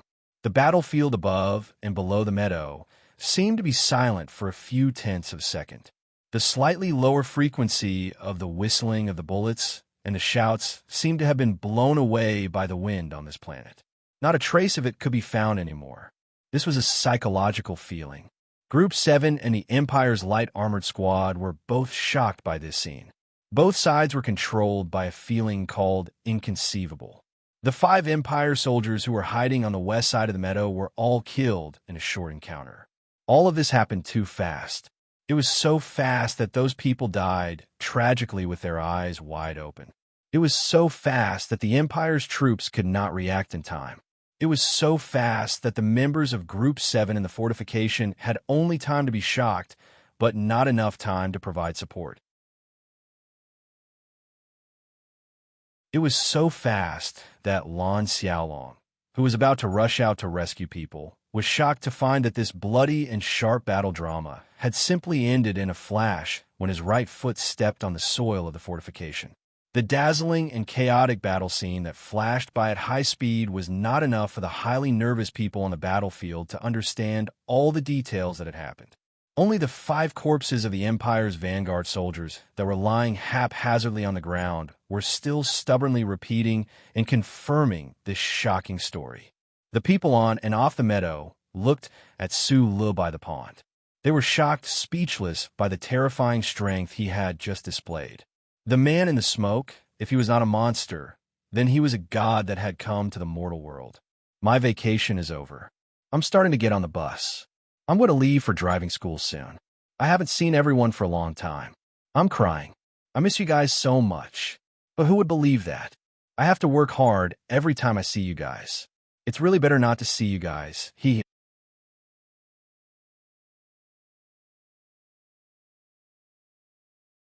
Chapter 453.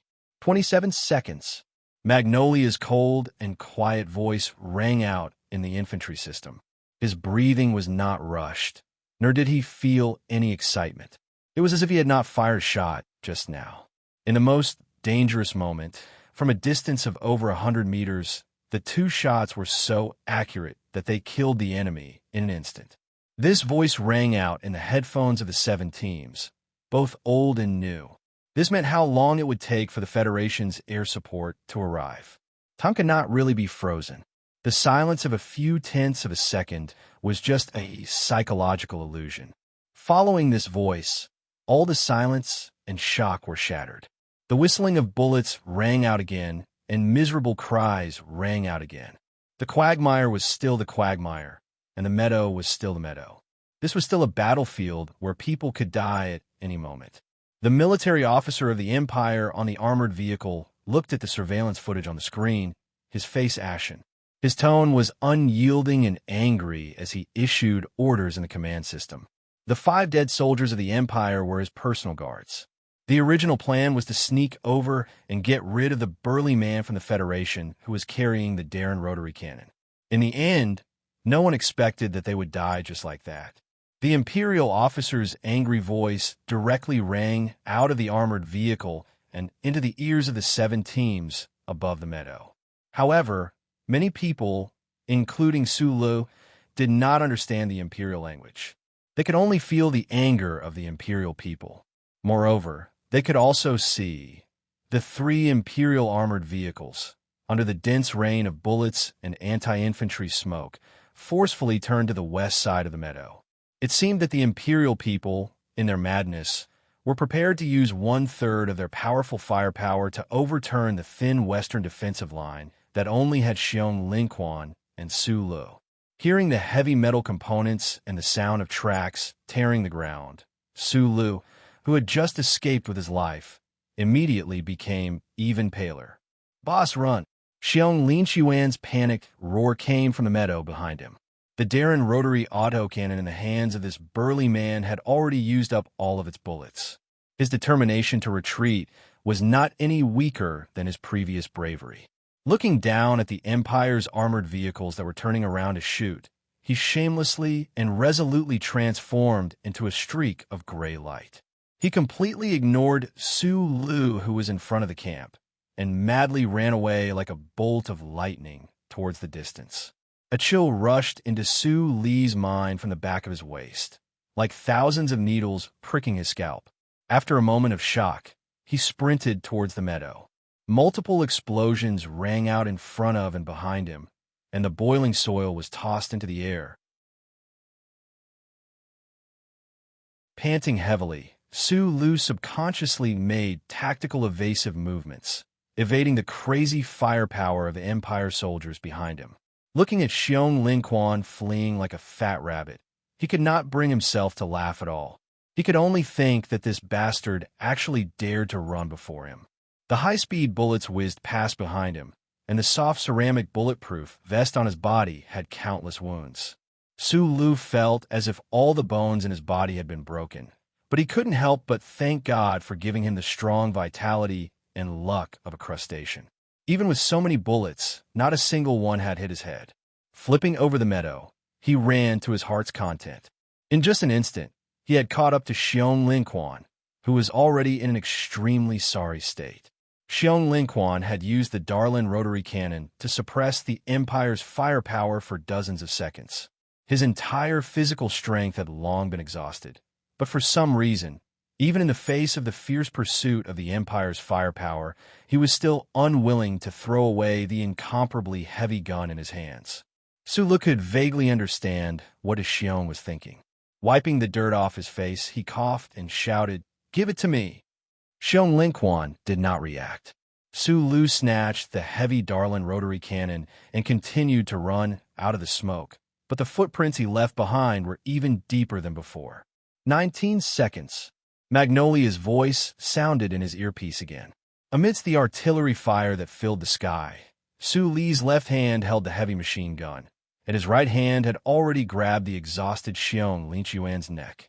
Every pair of muscle fibers in his body were grinding and squeezing to the most unbearable point. From time to time, the dirt around him would be lifted up, and bullets would sink into the ground. But for some reason, he could not hear the roars and gunfire of the Empire's people.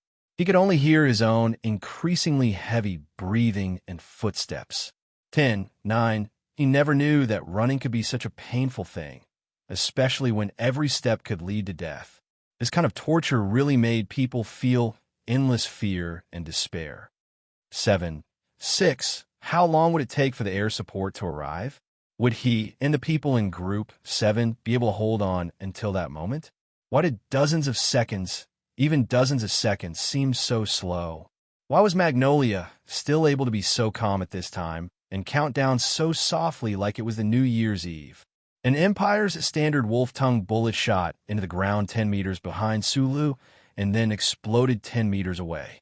The ground shook violently, and the powerful force threw Su Li's body into the sky. The sky was not quiet either. There was a rain of bullets and smoke. Su Lu squinted his eyes and looked over. Finally, he saw more than 10 Federation fighter jets flying over at high speed.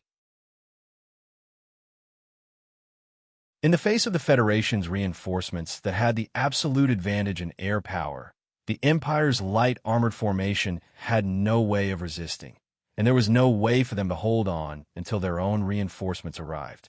The fearless Imperial Expeditionary Force soldiers launched their last desperate charge after more than 10 armored vehicles were all turned into mushrooms in the flames. Then, they became corpses on the meadow. Group 7's combat members that were responsible for the rear met up with the members that retreated 6 kilometers behind the meadow. Under the protection of the Federation's fighter jets, they boarded the light battleship. The entire team did not enter the space base to rest. Instead, they moved to the ground base. In the evening, the faint red light from the horizon slanted over, adding a bit of warmth. However, when it was rushed by the steel mechas in the twilight, the warmth was instantly mixed with the smell of blood. The diamond-shaped base was located in the southeast deep land of planet 163. Many temporary barracks were built with high-strength plastic inside the huge base. The barracks near the northern latitude were divided into living and medical areas. At this time, the whole place was filled with the pungent smell of medicine. The low humming of the negative pressure treatment cabin mixed with the screams coming from behind the curtain, making the faces of the people around a little gloomy or ugly. Those wrinkled facial features seemed to be stuck with medical glue, and it was difficult to stretch out. A medical officer with a captain's epaulette walked out of the temporary operating room. He rubbed his red and sunken eyes and was about to light a cigarette to reward his tired body. The medical team he led had continuously performed more than 20 operations, both big and small. It was really very tiring. A cigarette was handed over. The medical officer raised his head in shock and saw a man standing in front of him. This man exuded a gentle and quiet aura from head to toe, but also contained a hint of coldness. What made him even more confused was that this person was not wearing a military uniform. "Thank you." The medical officer moved closer to the lighter of the other party and lit the cigarette. He took a deep breath. Bai Yulan smiled slightly and said, "I should be the one thanking you." He was originally a quiet, calm, and ruthless soldier. Whether it was in front of his former commanding officer or the manager of his company, he had never been so pleasant. However, as a veteran, he knew very well what it meant to be a medical officer on the battlefield. In a sense, the life and death of every soldier was in the hands of these comrades. Group 7 had their own medical officer, Monkey. Many of the veteran members, including Bai Yulan, were also proficient in battlefield first aid. However, if they really wanted to treat serious injuries, they really needed these medical officers. Moreover, looking at the tired expression of this medical officer, it was obvious how hard it was for them. Bai Yulan's thank you was very sincere. "The troop on the meadow today was yours." The medical officer held the cigarette in his mouth and looked at Bai Yulan with interest. He said, "You guys are really unlucky. The military district scattered more than 30 teams on 163 to carry out the mission of the Bureau of Proclamation. Your team has the largest number of people, but your luck is so bad that you encountered the light armored formation of the Imperial people. It's not my team, it's my boss team. It's the guy you just treated." Bai Yulan explained in a soft voice, and then said with a bitter smile, "This is our first mission, and we are so unlucky. I can't explain it." The medical officer took the cigarette and patted Bai Yulan's shoulder casually. The blood on his thin gloves naturally stained them. He said, "Don't worry about these guys. Your bad luck ends on the battlefield. In such a terrible battle, no one died. However, there may be a few who need to be amputated." Whether it was the blood on his shoulder or the good or bad news, Bai Yulan didn't frown. He just nodded. The medical officer admired his reaction. After a moment of silence, he sighed and said, "With your equipment, it's not easy to hold off the Imperial people for so long.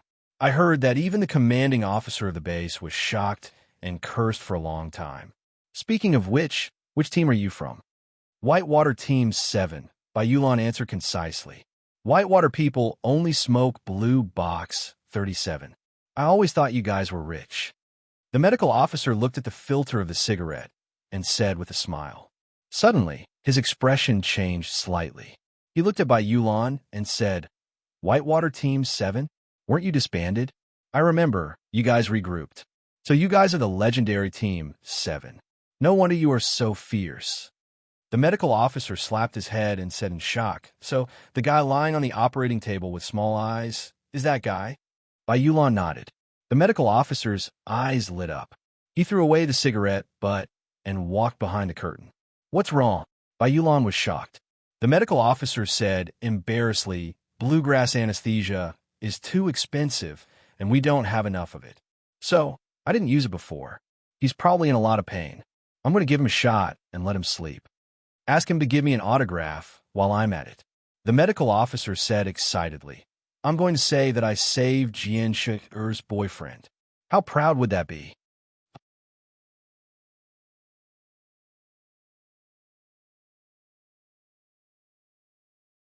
Chapter 454. 2 hours later, the small-eyed man on the hospital bed, the man who had been shoved into the legend because of his scandal with the nation's girl, Lieutenant Colonel Su Lu, finally woke up.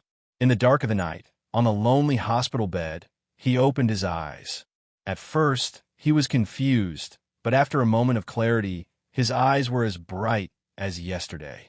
He looked down and found that his body was not missing any parts because of the last explosion. The stone in his heart fell to the ground with a thump.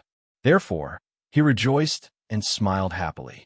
His neat teeth and bright smile were still clean and white, without a trace of the negative color of life and death on the battlefield.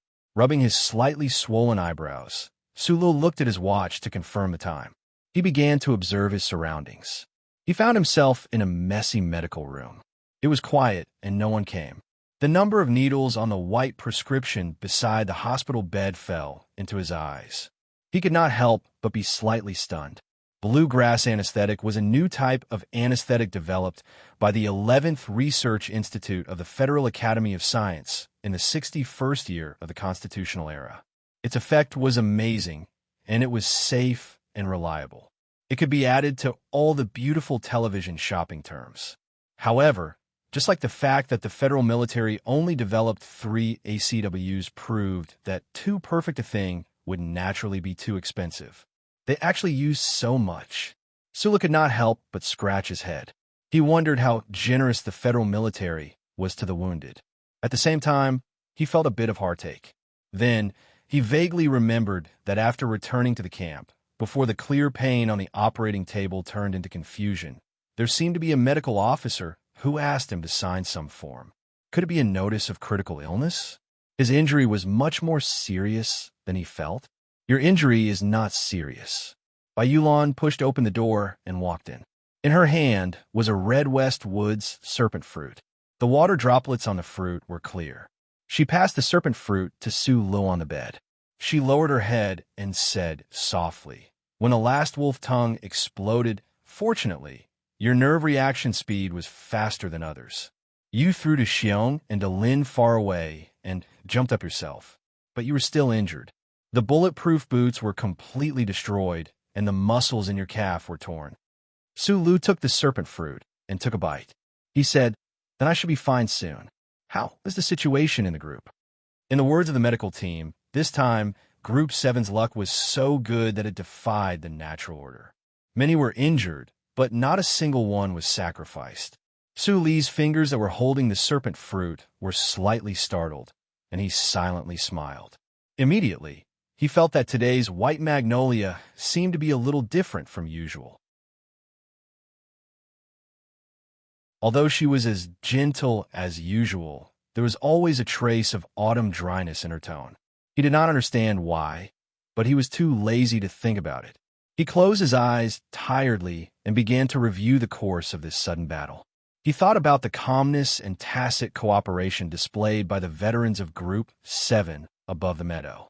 He thought about Xiong Linchuan's splitting of the gun and Gu Shifeng's terrifyingly accurate electric control methods. He could not help but sigh. After today, I finally understand that the Group 7 you brought up is indeed very fierce. No wonder the government had all those secret jobs that could not see the light of day and let you guys do them. Bai Yulan was silent. She was silent again and again. Finally, she broke the silence and said to Su Lu in an extremely serious tone, "I don't want what happened on the battlefield today to happen again. Is this an order?" Su Lu opened his eyes. It was rare to hear a maid or secretary speak in such a tone. He could not help but feel that it was somewhat interesting. There are 18 veterans in Group 7, including me. They are all people with experience and ability on the battlefield. Lan Xiaolong is also a wastrel. Boss, in the future, you need to learn to trust us on the battlefield. Although the Empire's light armored squad is indeed a little troublesome, we can still handle it. What is required on the battlefield is teamwork and teamwork. It is impossible to expect you to jump out and wear your underwear to play the role of a superhero every time there is a battle. You are a human, not a mecha. Any stray bullet could have taken your life. The fact that you were able to survive today only shows that you were lucky. Su Lu scratched his head again. He thought to himself that the superhero character in Master Schiller's early dramas was clearly not human. How could he be so fierce? Bai Yulan continued. Furthermore, since you temporarily gave me the command authority, you had to listen to my orders. Before I gave you clear instructions, you jumped out. This kind of personal heroism, other than being able to kill people and give the cameraman of the Venus documentary film studio a source of excitement, has no other use. Sulu was silent for a moment. Then he smiled and said, "But in fact, you and I both know that in the situation at that time, there was no other way except for me to jump out. You and I know that you will never be able to order me to jump out. So, I had to jump out myself." Bai Yulan was silent again. She used her fingers to tidy up the fluttering hair on her forehead. "I know myself very well. I am only suitable to be a small soldier. Sula looked at her and said seriously, Group 7 has more than 100 people. If I want more people to return alive, I can only trust your command, but you must also treat me as an ordinary soldier and command me. Bai Yulan shook her head and said with an unquestionable tone, No. You'll be a teacher, a general, or even a marshal in the future. You must learn to command on the battlefield and have the courage to do so. Sula knew what to say. He silently placed the serpent fruit on the bedside table. Commanding on the battlefield may be an art, but in many specific combat situations, commanding was the art of killing. Not only did one have to kill the enemy, but they also had to kill one's own people and let one's subordinates carry out certain death missions. And this was a mentality that he could understand, but it was difficult for him to achieve. The base, which had been silent for a long time, suddenly erupted with loud cheers. Sula looked at Bai Yulan with a puzzled expression. Bai Yulan took out a red serpent fruit from somewhere and wiped it with a snow-white handkerchief. She softly explained, Just now, everyone in the base was watching the live broadcast of the battle on the Federation's news channel. Where is it from? Sulu asked. 5460. Bai Yulan said, 2 hours ago, 5 mechanists began to attack Glacier Stronghold in the Northern Hemisphere. Judging from the cheers, they probably made a decisive breakthrough. Then, she added in a serious tone, the main vanguard is Du Shaoqing's Iron 7th Division. Sulu opened his mouth slightly and sighed in disbelief. They even dare to broadcast a military operation live? Those big shots in the Department of Defense are too confident in Du Shaoqing. Do they really think that this person will never lose? In fact, the Iron 7th Division has already fought 6 tough battles and won all of them, Bai Yulan replied. Sulu was silent. He thought of the conversation with Bai Yulan and the so-called art of commanding. He naturally thought of Commander Du Shaoqing, who always wore sunglasses and dared to treat the lives of soldiers as numbers. However, the soldiers under this person were also willing to do those boring numbers for him. This was the terrifying part about him. Many people in the army knew about the rumors of Zhong Laohu suppressing Du Shaoqing. Not long after the war with the dynasty started, 2 generals from the West Woods military were severely punished by the Department of Defense for not being able to reinforce the Iron 7th Division in time. This only added to the authenticity of the rumors. Most of the Federation's main forces attacking the 3 fallen planets were from the West Woods military. More than 80% of the soldiers in the rhombus-shaped base on Planet 163 were from the West Woods. Naturally, they did not have a good impression of Du Shaoqing and his Iron 7th Division. However, they were all soldiers of the Federation after all. Watching the live broadcast of the first military operation in history, watching the inexplicably exciting battle scenes, watching their compatriots crush the defense line the dynasty had set up in the dangerous glaciers inch by inch, they still cheered for each other from the bottom of their hearts. The light screen gradually turned dark. The soldiers of the Federation discussed excitedly before they returned to their own barracks and began to prepare for the battle that might come tomorrow morning or perhaps later at night. Outside the barracks in the southwest corner, the 100 old soldiers from the 7th Division found it difficult to immerse themselves in such a crude and simple emotional reaction. They looked ahead with complicated gazes at the veterans who were talking and laughing, and subconsciously looked at their wounded troops and the boxes of biological materials wrapped in them. Their mood was low, but there was also an inexplicable change. These precious young masters from the Capital Ring, on their first mission and first battlefield, encountered the rumored ferocious people of the Imperium and encountered a sudden battle. In fact, many people, including the bodybuilders, were so scared that they could not even eat dinner. Although these old soldiers were not scared to the point of peeing their pants, there were countless people like sheeping who could not tell north from south in the smoke. Well done! Xiong Linquan, whose voice was loud and clear, walked back with his cane and slapped the back of a recruit's head hard. He laughed and said, "You actually dared to stay at that time. You have guts." When he escaped in the end, he was already on the verge of collapse, and he was caught by Su Lu. Then, he played a toss game in the end and narrowly escaped death. However, judging from his mood right now, he did not seem to be affected by the matter of life and death at all. The recruit who was slapped hard by him was Yin Bingyin. When they retreated on the meadow today, he bravely stayed and formed the last line of defense with the veterans of the 7th Division. Although he did not kill a single person of the Imperium, the feeling filled his heart with a solid aftertaste. Now that he was slapped hard by Xiong Linquan, he was a little confused. When he heard the other party's praise, he could only chuckle. Along the row of barracks, Xiong Linquan slapped one head after another. It was as if he was testing the ripeness of a watermelon. As he slapped, he praised loudly. However, those who were slapped by him did not have any trace of shame on their faces. Instead, they laughed foolishly like Yin Bingyin, because being slapped meant that they had bravely dragged on until the end today. Xiong Linquan stood in front of the crowd. Suddenly, his expression turned serious, and he said seriously, "You guys did not retreat first today.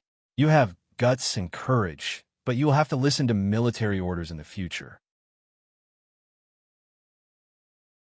After all, you are all rookies, and it will not be useful to stay there. On the battlefield, the old will lead the new, and the dead will lead the living. Once you have been trained, there will be plenty of time for you to put your lives on the line. At that time, this old bear may have to count on you guys to save my life.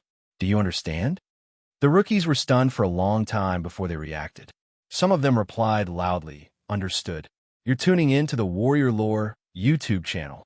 Don't forget to subscribe and join us on this journey to catch the most captivating stories.